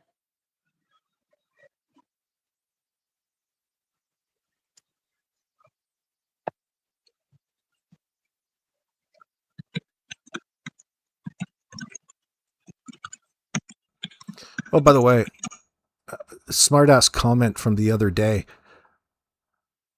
I'm going to respond to it because I pulled it up. This person got in my comments saying, I'm so confused over Brendan's statement. Here it is. As I traveled through the area, I observed a bright pink child's t-shirt hanging in a tree near Earl Martell's property. A four-wheeling trail just past his home on the right-hand side that goes way up the hill, and near the pipeline area on Lansdowne Road. To be clear, this was on Lansdowne Road, not Lansdowne Station Road. What stood out to me was the condition of the shirt. It appeared clean and was not muddy, wet, or dirty despite the weather and ground conditions. I also did not observe children's footprints beneath it or any obvious trail leading to or from the location. I also observed Emily Ogley emerge from a wooded area at a rapid pace. She was not casually walking. She came out of the woods quickly, moved through the ditch, and entered the rear seat of a vehicle. My attention was primarily focused on Alvin Mackenzie, who was nearby. My interaction with him was brief, with Alvin was brief. You don't see how you'd be confused about that statement, so I just read it again. There's nothing confusing about that. Someone just wanting to be difficult in my comment section. Soldier Girl, thank you very much, darling. I appreciate that. Bodna says, Anita is such a truth teller. Strong, wise woman. I cannot wait for your memoir, Anita. Yeah, I'll read it if it has to do with this case. Don't sidetrack too much. The government was revising their income, child support, income tax. Cindy Clark, pressure was on. Rugs running out. Well, you could be describing the months ever since the child support payments stopped coming for Jack and Lilly. It would have upped their risk factor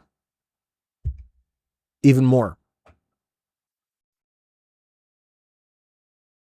But we have all kinds of evidence, and all of this weird behavior and the need to get rid of evidence, manipulate the crime scene, plant things out there, which could be the same as getting rid of evidence. The renovations, the cleaning up and disposing of cars that were used somehow. It was probably all used in the exploitation of Jack and Lilly. And all the people in the inner circle would have DNA all over these vehicles. Same with Jack and Lilly. It's just one less thing for them to worry about collecting as they gather more and more information, assuming that the RCMP are going to be considering them as suspects. Potentially. I'm really interested to know what Anita, hopefully they talk, Anita and Mike goes live tonight to talk all about the sleepovers and things like this, because the possibility, the potential, it tells you what was going on in their lives leading up to that particular 48 hours, the May 1st, May 2nd. Yo, Captain Justice.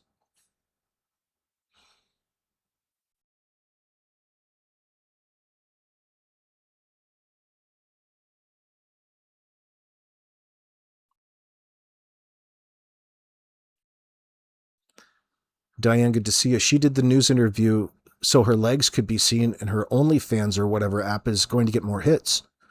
Her customers are falling off. She's got an OnlyFans.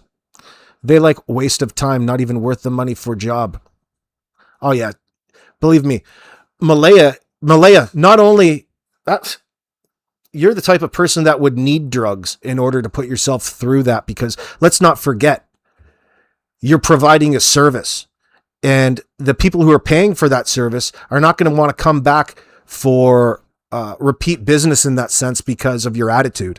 You already have a shitty attitude. You're probably garbage. Probably horrible. Because you're not into it.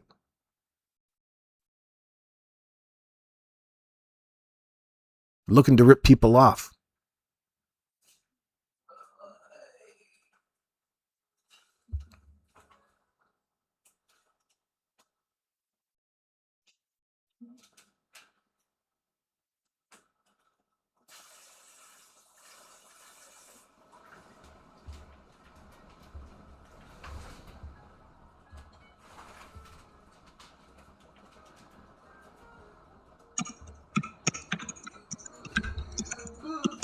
Been looking. And she said, I guess Malaya can't have any fun. And I remember Wade was in the kitchen, so was I. And I turned around and I said, Cindy, are you fucking serious? She goes, yeah. I go, what do you mean? Because she's at the beach? She goes, yeah. I think she said social media. She said social media is in an uproar because Malaya went to the beach. And I said, Cindy, there's 2 kids missing. You're okay with her at the beach? Really? And she went silent. Did Cindy ever say to you, oh my God, I wonder what Jack and Lilly could be going through? Or anything like Not that? once. And I mean, it says so much in the totality of the circumstantial evidence about the situation. Remember, we don't have to consider it in isolation. It's not to be considered in isolation. It shows a pattern of, well, certainly far away from what you would think the norm would be with a person going through trauma or having just been victimized in the worst ways. Your priorities would naturally be in a different spot. But Malaya, even on the interview, she's normalized it by saying that her and her friends keep each other busy in that sense. She needs them to get her mind over whatever it was that had happened, that she's responsible for. Same thing, interchangeable. Not once. Nope. Yeah. Nope. Did she ever express any kind of curiosity what may have happened? Where they could have gone? Nope. Nope. I have witnesses to that. Our family friend, she was around Cindy and Malaya a couple times, and when they left, she even said, Imagine that. You're wanting people to believe that some random stranger probably came and stole your kids. You got finished telling everybody that, and you stretch and you're like, well, I'm off to the beach. I'm off to the beach. I got to get my mind off things for a little bit. It's not like you're down there actually, surfing or diving or swimming one off or exercising. You're just there getting fucking high and drunk, trying to distract your mind, keep it busy because you're all fucked up. Really? Oh, thank God for my friends. They really stick beside me. You wouldn't even know that there was kids missing. They act like nothing. She was in shock. Somebody I'm sent me gonna. something. I'm still okay. Mhm. Good. I'm still working on my little new thumbnail. I will show you what I got so far, people. Uh, all right. Somebody, it says, Daniel said Here his we go. car didn't leave the property Thursday night. Yet there was no older model black Do you like this? sedan. Can you hear me? Yeah, I It can. was, I'm asking. Do you like this image? The Bates hold on. Motel. This is how far I got so far, man. What am I doing? Daniel Bates.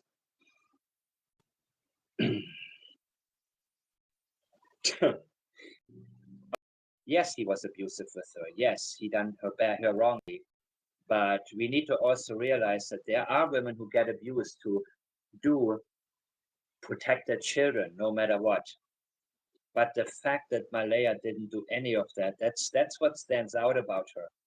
You know, there are women who get abused and where also the children get abused. But she's taken that to an extreme and doesn't seem to care one bit.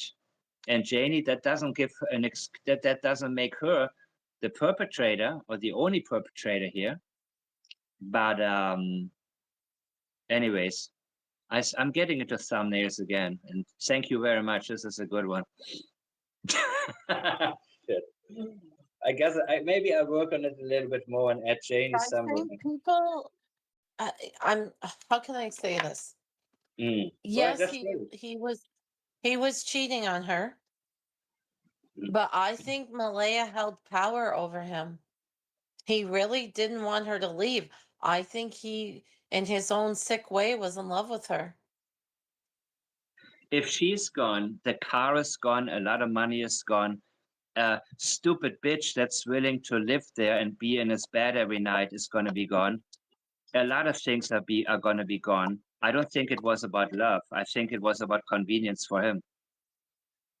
Correct.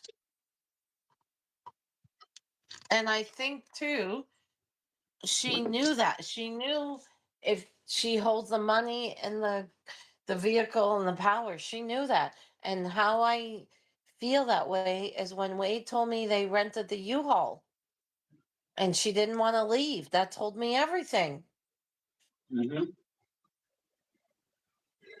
Maybe she felt love. I mean, right after Cody, shortly after, Daniel said for a year she kept completely talking about Cody. She was not ready for a new relationship, man. And so he kind of took over, and he was at the beginning better than Cody. And she sort of, I don't know what she felt, if it was love or if it was codependence. She's a codependent person. She needs somebody to tell her what to do. As crazy as it sounds, I do believe that's the No, type of she liked the person. drugs. What? It's exactly what No, it's it's more than that. exactly what my Jamie said. It's more Daniel than had that. something It's she more than wanted. it's you interrupt me. It's more than that. It's more than that. I think it's the drugs too, but I think the drugs are just a tool of control. I think that okay, maybe I'm wrong. Go ahead. Sorry. Go ahead. No, I think it went from, fun and exciting and pills and cocaine.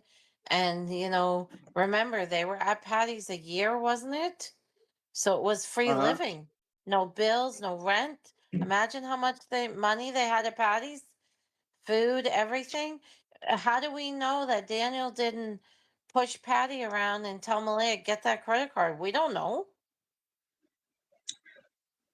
The thing is, when I look at the older videos from Malaya, how boring they were that she made and how she has nothing to say. She needs somebody to guide her. Otherwise, she doesn't have an inner compass. She doesn't know what to do with herself. You know what I mean? I think that she's just afraid of being without that. I think she's afraid without somebody taking interest in her or guiding her or control. You know what I mean? She only knows this kind of life. What do you think? You think it's the drugs, right? You think it's mainly Yeah, the drugs. because um, when Jamie and I saw the trailer, he said Yeah. there's only one way somebody stays like that if you got a nice place to go. And I said, what do you mean? And when Jamie said, I'm going to bring you a coffee, he goes, is she there right now? I said, yeah. He goes, I'll bring you guys all coffee and some stuff. I said, okay. He goes, I'll take one look at her and I'll know. And I he think saw it's her more. face. I He think said, it's more. those, The thing is, sure, the drugs were a big part of their lives, but I think that she just is like she doesn't know what to do with herself in life. She needs yeah, but Mike, somebody to run she her show. liked, wait a minute. She liked, I'm telling you, I told the detectives this. She enjoyed sleeping all day, up at night, getting high, going on the pipeline, locking the kids in the room. When she would leave at Patty's, she would get in trouble. She had rules at Patty's. You have to do the dishes. You have to have supper time. You have to get the kids to school. She would be scheduled. She would be scorned, watched. You got to get groceries, Malay. You got to take me shopping. Out there, even though she probably I don't know why she went out there with him. She did. After she was there, no cable, no TV, a shithole place. Jamie's right. The only way you like it is he's got something that you want. Jamie said to me, he's got no fucking car, or all his cars are broken. He works one day a week.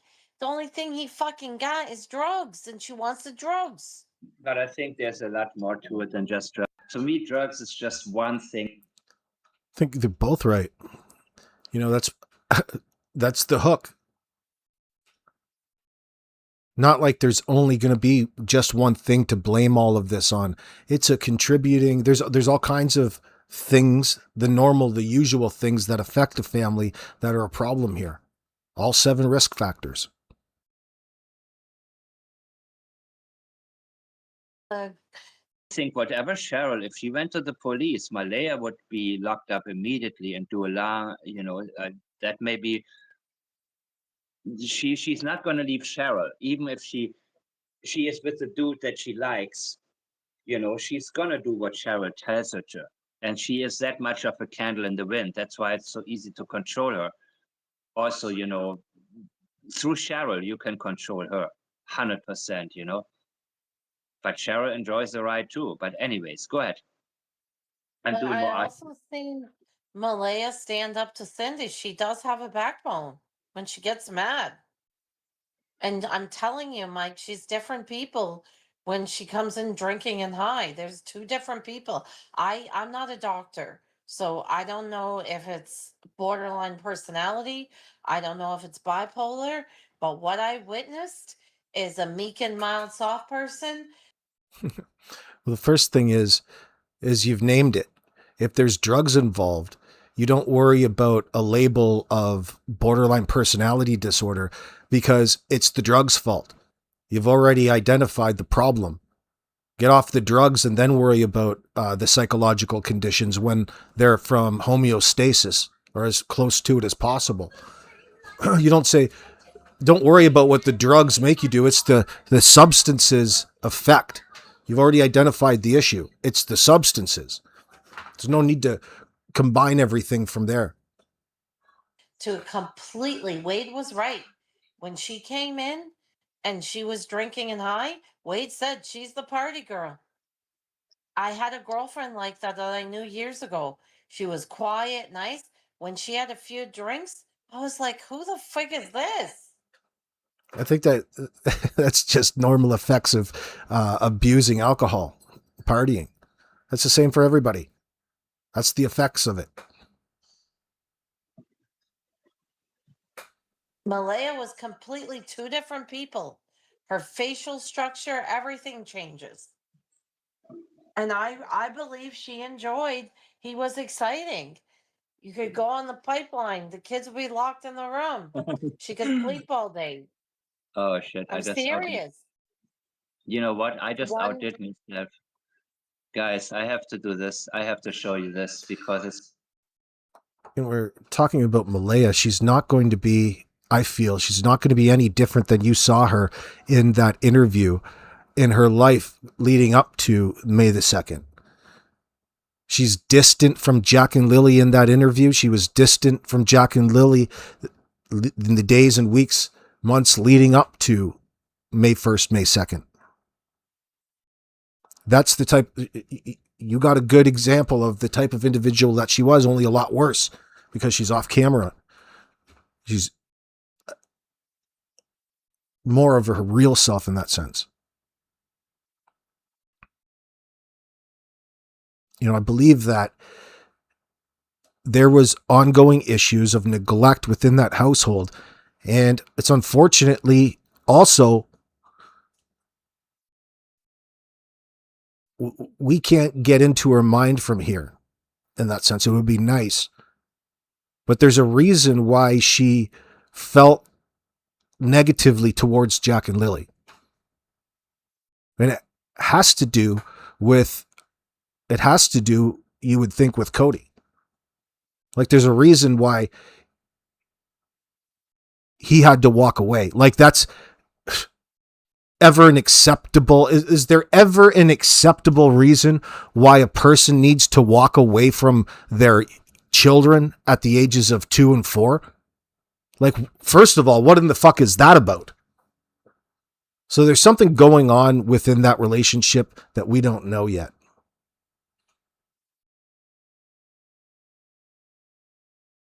And I feel the resentment from whatever that is, whatever the reasons for that is, she projected that onto the kids in that sense. She devalued her children. She was, again, like she was in that latest CBC interview, prioritizing her own victimhood and herself and her immediate feelings and needs ahead of Jack and Lily's. It probably started when Cody devalued Jack and Lilly by walking away, not caring.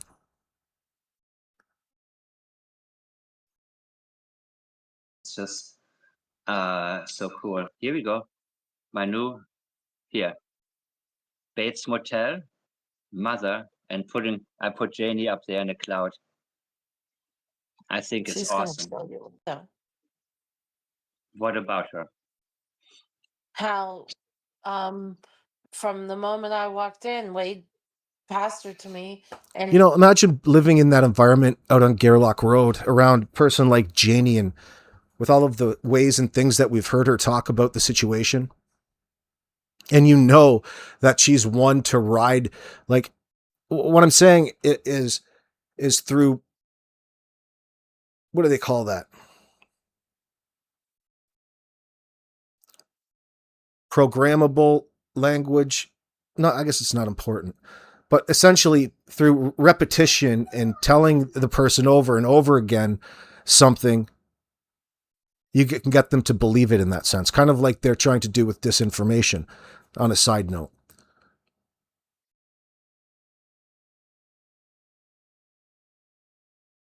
I'm trying to think about what that acronym is. Anyway, I'm sidetracked. Not really.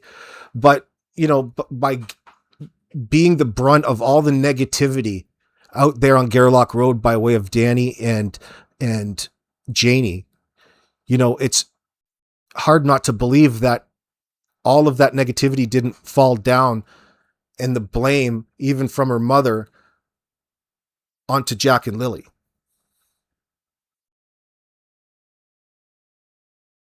They were unwanted out there. Like, even from Janie, you don't even have to ask her. Sorry, yeah, neuro-linguistic programming. Thank you very much, Stacia. NLP, what did I say? PLC? A programmable logic controller.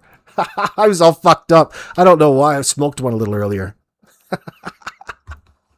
Anyway, thanks for straightening me out. Yeah, NLP, neuro-linguistic programming. I'm getting older. Sierra, if J&L were locked up longer than planned because the vehicle got stuck, who knows what terrifying things could happen?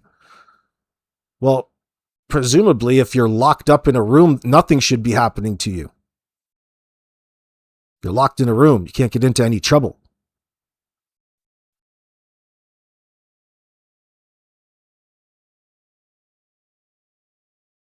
Michelle says, not like D&M were productive married couple trying to get through adulting, raising kids respectfully, school, family life. They had a criminal lifestyle. I think it's safe to say that they had an ongoing criminal lifestyle behind the scenes. Both of them.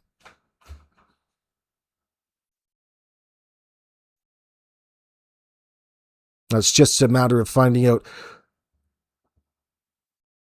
to just how deep that goes. You have to delve into their private lives, the things that they don't want us to know. Wow. Wow. I wonder what Janie's private life looks like. Probably pretty dull. Meep, you want me to ask Janie out for a drink? I don't drink, number one. How about a spot of tea? How about some food? She'd probably turn me down for food. Let's go out for a milkshake, girlfriend. I'll tell you all your problems. Darren, get jealous. Yeah, Anita did offer to buy Janie a toilet. Janie and I wouldn't be able to get along, unfortunately. My bias is too strong at this point.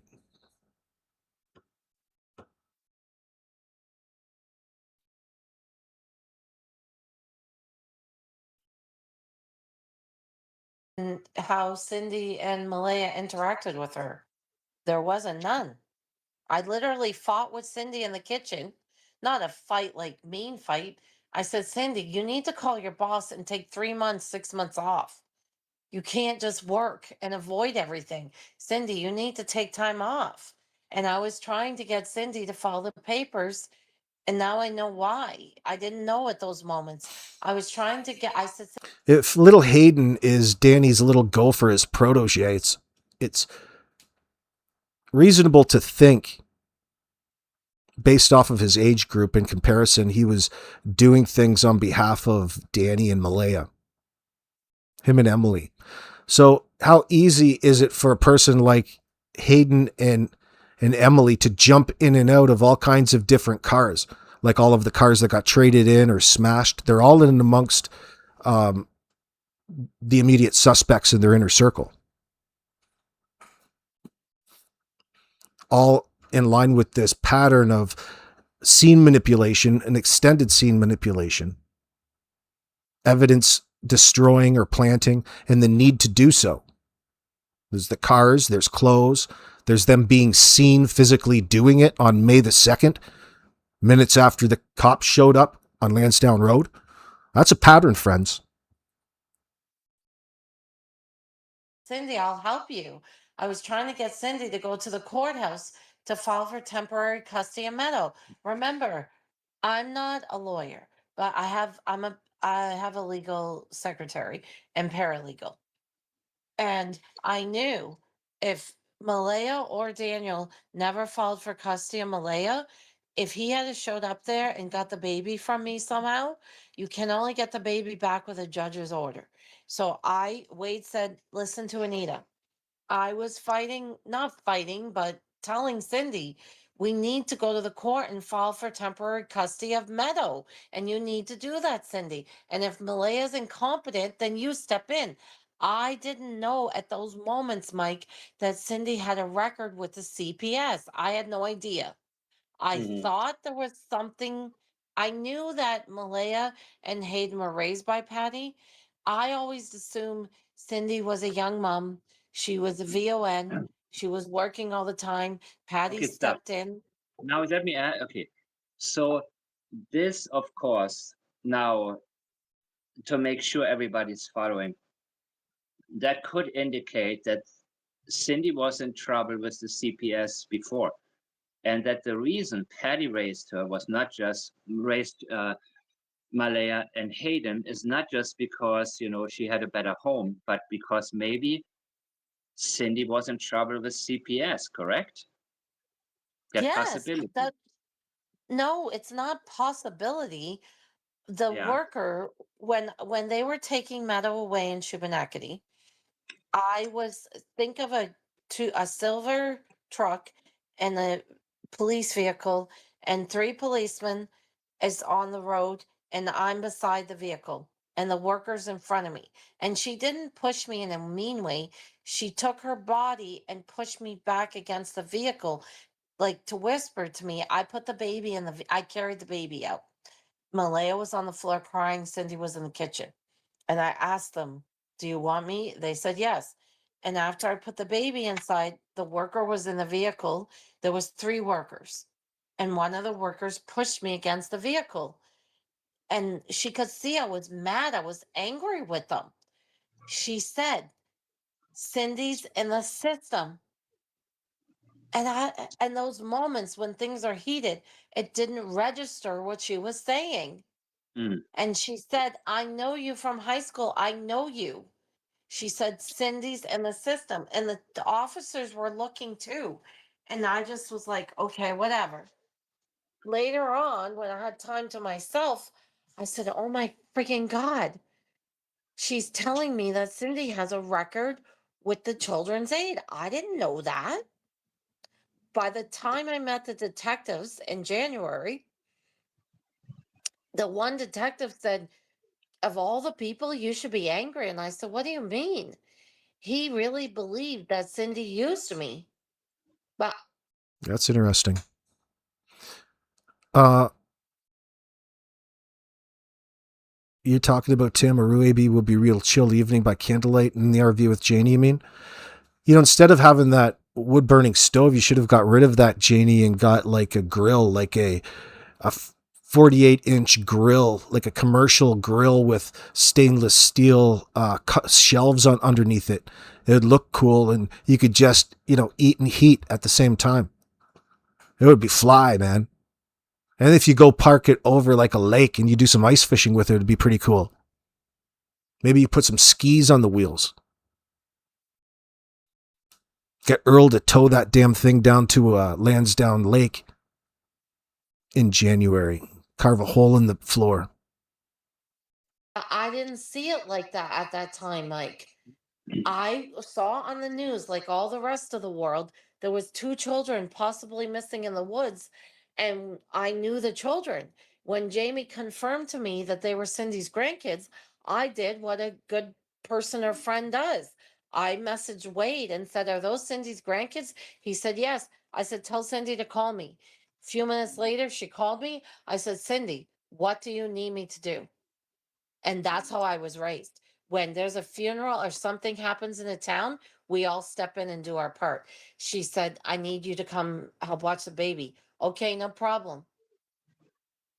When later on that night, I remember Jamie did say to me in the bed, it was quiet. He scares me sometimes because I think he's sleeping.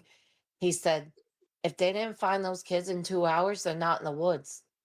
This time we didn't see the trailer yet. I said, "What do you mean, Jamie?"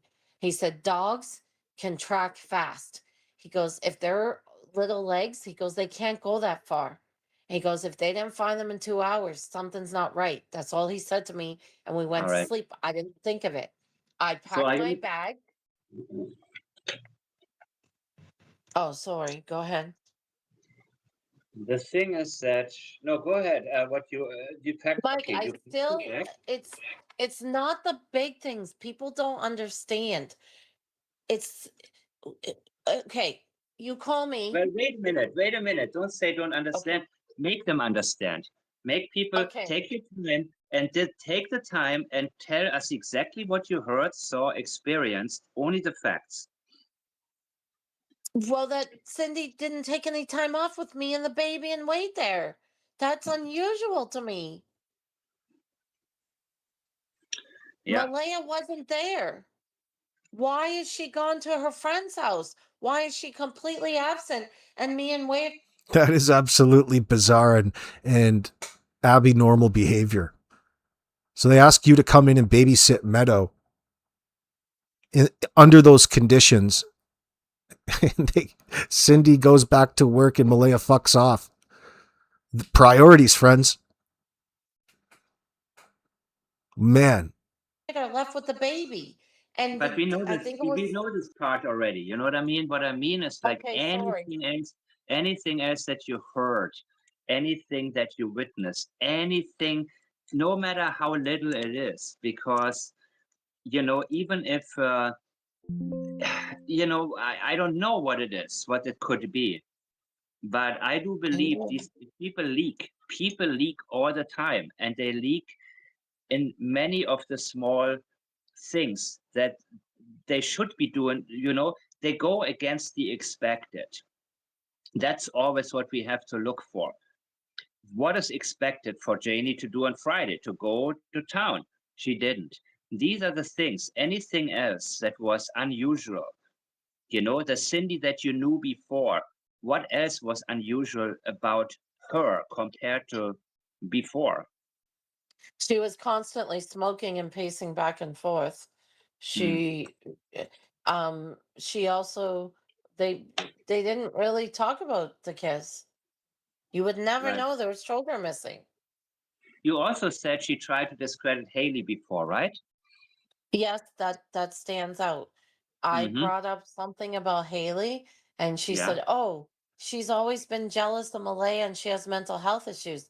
And I was a little bit taken back by that. Remember, I knew Haley a few times and met her before. Mm-hmm. I didn't. I liked Haley. I still like her. Right. Yeah, she Um, seems more I'm. together than the rest of them. She's a young mother. She cleans.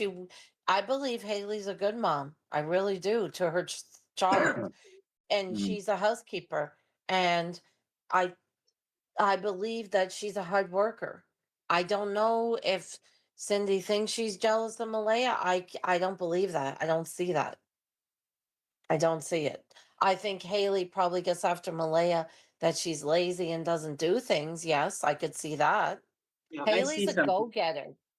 I see some jealousy, but not extreme. I see a little bit like who the hell she walk around like her shit don't stink. She did. Yeah, I see some jealousy, and I mean because probably Haley never had a rich grandmother. They're kind of the same family, but she didn't have somebody to get free money from. She always had to do on her own, no matter how her life was. Yes. So I do believe there's some envy, and she's probably thinking like, how the hell is she acting like that? And she has all the opportunity that I don't have, and I am doing things, and this bitch is just prancing around, getting herself done. And that's probably so. I'm just thinking about what type of feelings, because I'm saying that because of the statements she made, and some of them The were highly shopping, some I of never because talked. some of them were highly personal. They were important, factual statements she made, but there were also some that were too personal in nature, ladies and gentlemen, where she talked about she walks around like her shit don't stink. Well, that is an interpretation. And there is a reason people do that, and they add feelings, their own emotions to that. And that was something that she was triggered by, which had nothing to do with Jack and Lily, in my opinion. I believe there's some envy, jealousy, or something. Definite. I mean, I know for 100% there is. It's very obvious through these statements. But I don't think that was a driving force. I believe she was factual with what she told us. And later on, she tried to take some of it back. But she didn't feel good about it. I think she did so under threat. Go ahead. Um, the shopping, there was bags and bags and then packages coming. I didn't talk Okay. about that. Yeah. So And she ordered I stuff know online? they went to Halifax and got their hair and nails done.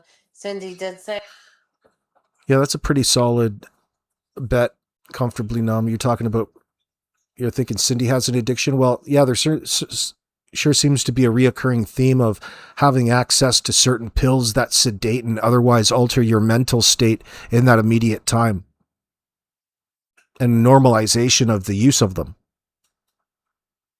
hey, where's Malaya getting the money from? I said, I don't know. You ask her. Right. Yeah. she couldn't wait to spend it on herself. Oh, what is this? I think I have some She didn't image from show any emotions towards Meadow coming and going. right. She was exactly what I said. A teenage girl that got her first car and her license, and she was gone. So this is an image from Daniel's older Facebook account, and I guess that was his first marriage, right? And there's Justin here, some other dude. There's Daniel. Yeah. I just came across that. I'm looking for certain images here in my files, and this one just, there was an older, I don't know if that Facebook account was public. Oh my God, I can see now. The girl looks just like her mother. Okay. And I was told that Janie really liked her. I believe it. My boy got his shit together. He got a good woman. Mm. And he screwed it up. And yeah. Justin, he looks kind of slow, right?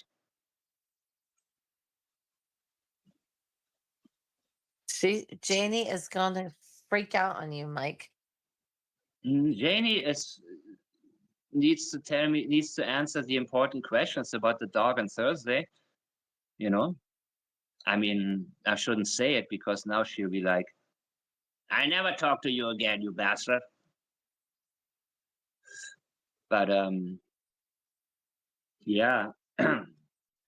So that, of course, she is not happy with Malaya because Malaya is nothing like, and also he was in a good family. That's probably how she looks at it too, Daniel was a part of a good family because of her. But go ahead, tell me Mike, what you know. You don't realize the racism. Malaya is still considered. She's native. I don't know how to say it. I mean, is that a big issue over there? I don't know about Nova Scotia, Yes. Okay. Yes. I think so too. I think so too, based on some of the feedback I've gotten, of course, but I don't, I know Malaya was on video saying, well, I'm part native, but I don't look it, or what did she say? I forgot. I look white.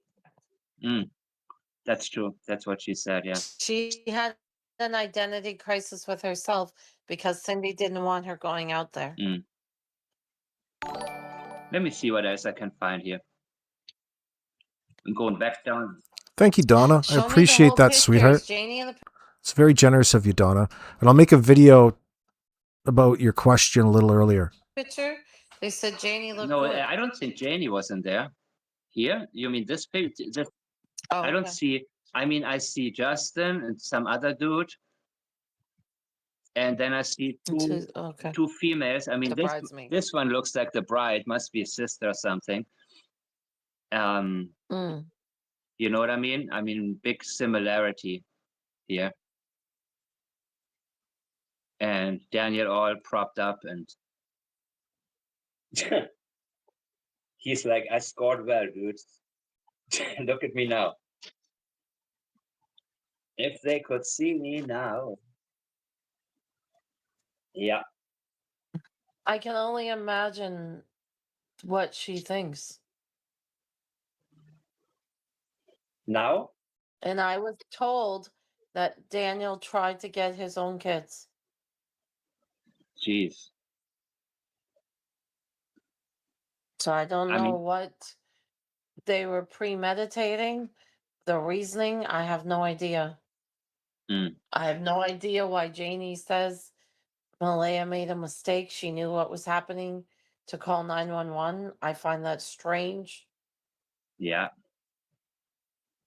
Yeah. Janie has short circuit in her brain sometimes where she's just like, I don't want anything on my property. I don't want police here. I want nobody here. That's her priority. So she probably said, figure out something, but don't do it here. Go on a trip and pretend the kids were missing there. You know what I mean? That's kind of like Janie's. Oh, wait a minute.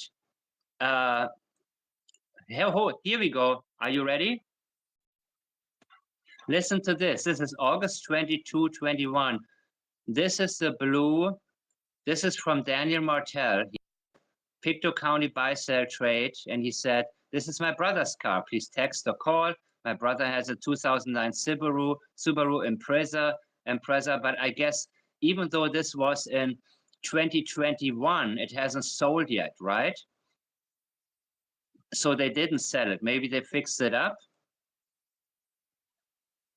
Anita, this is the one, right? Yes, I was gonna say it was a bright blue. This is it. This is the one I looked up back then, and that's the one that parked 300 yards away from the. So maybe he didn't want police to see it. Maybe there's a reason that maybe he didn't want the search dogs to hit that. Who knows? I mean, these are just possibilities right now, people. These are not direct leads. That it's just that we got to consider these possibilities that they parked so far away. You know what I mean? And this one you say he sold when?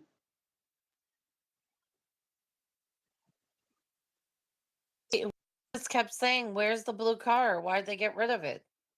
So he still had it at the time of Jack and Lily's disappearance, correct?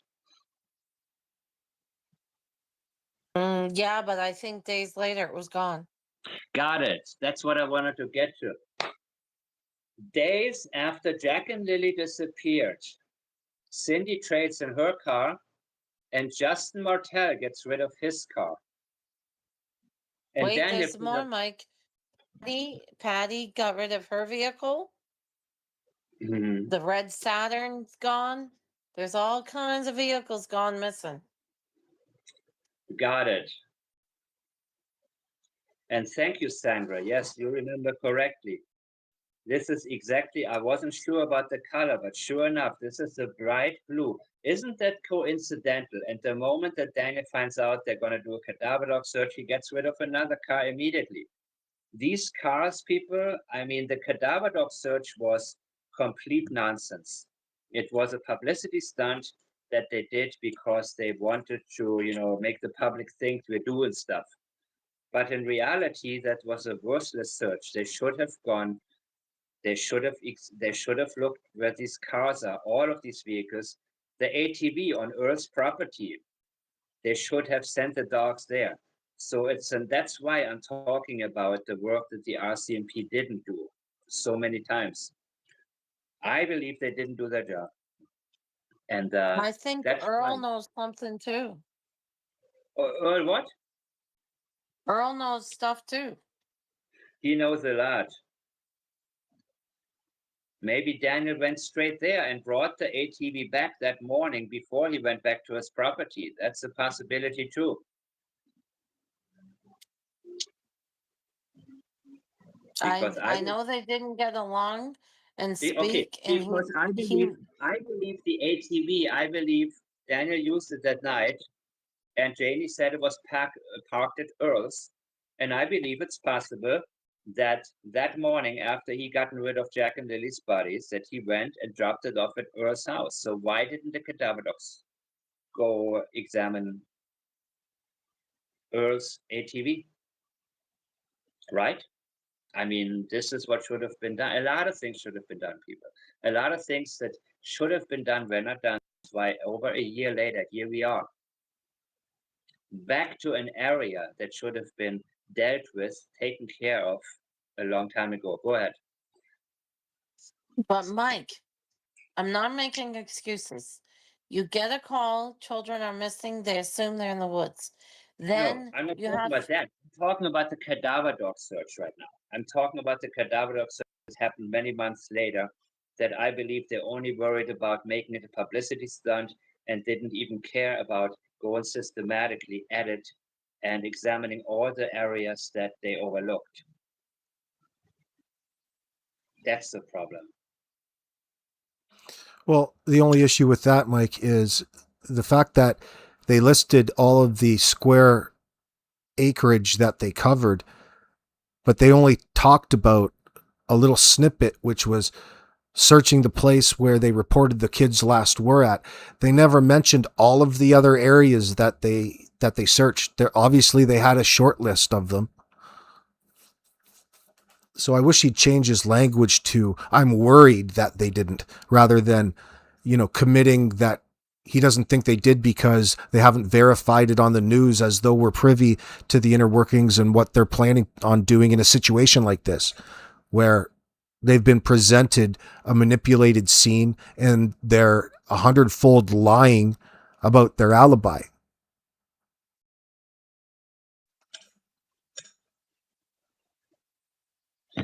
So this is the one, and Daniel put the ad in. Maybe Justin is too much of a dumbass to be able to do it, so Daniel did it for him. But let me see what else. My brother has 2009 Subaru Impreza, and car was a lease before it was bought, selling as is, where it is inspected until end of August. But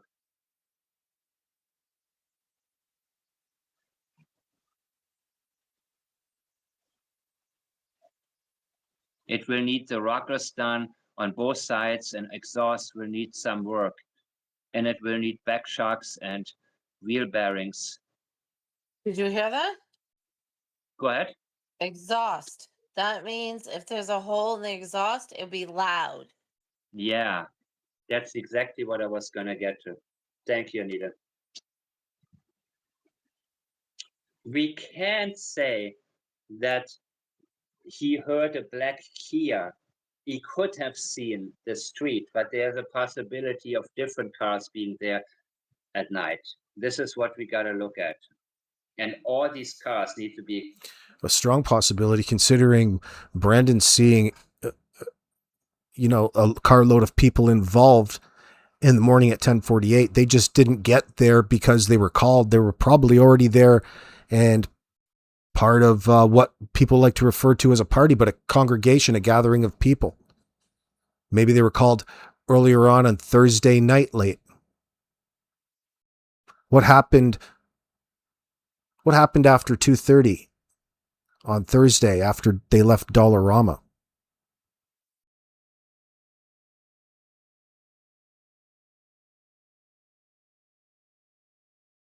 Did one of their meetings go awry?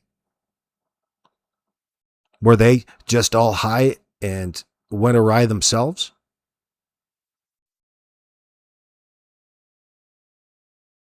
They're frequenting some of the abandoned buildings and old homesteads, old houses out on Montreal Road. What was the attraction to abandoned houses for them?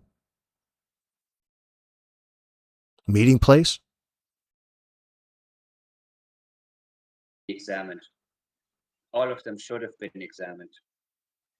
This case is, in my opinion, a very easy case. And due to mistakes, it's gone off the, I hope you feel better, Donna. But anyways, how are you feeling right now? Are you tired? Are you good?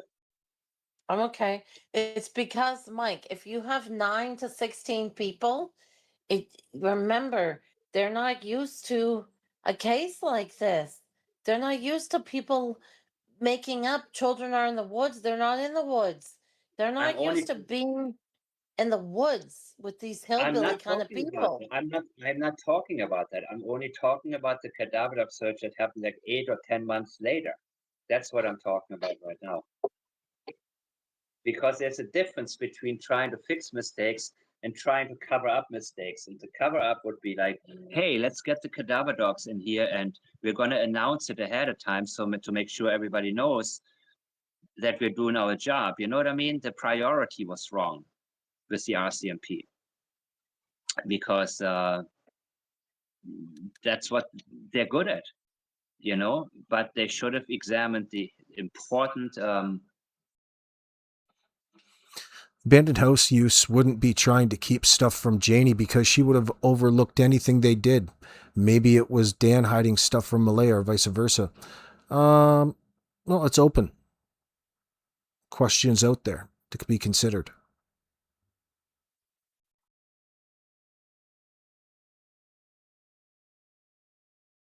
There's plenty. Janie overlooks enough, but there's all kinds. They have a culture of lying to one another. And it's just what you do when you're high all the time. I have a question. Is there a legal obligation that they have to tell them that the dogs are coming? Yeah, they have to abide by reasonable search and seizure laws in that sense.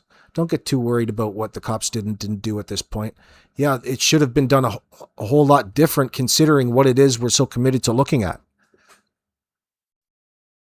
But they still have to go through the process of eliminating in the normal process of responding to a missing child report. If it's false, it's false. There's nothing that they're going to do about it in the moment. They still have to go through the steps and recognize it.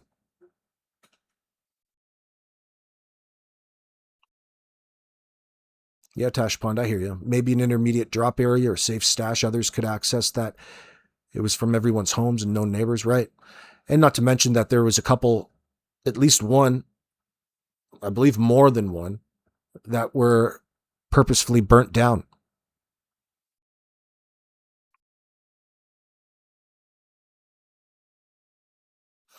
You know, and there's some sort of association. There's a pattern there with this association to abandoned houses.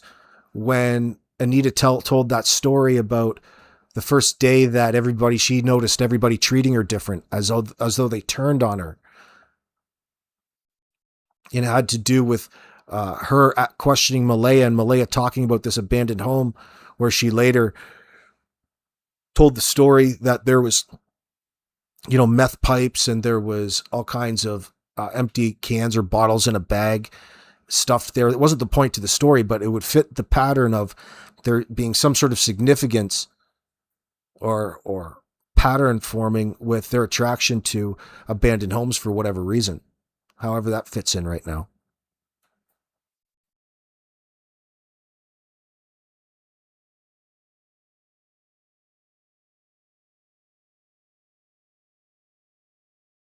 You think that Ilyanka, that's where they were cooking? Burned the place down? Happens here too? Possibly. But anyway, friends, it's 2.5 hours. Here's hoping Mike and Anita go live a little bit later. She was in my chat. Thank you very much for dropping by, Anita. A big salute to you and to Brandon Lemieux, Nova Scotia heroes. And we will be back tomorrow on Saturday to continue on the conversation and the journey. Until then, adieu.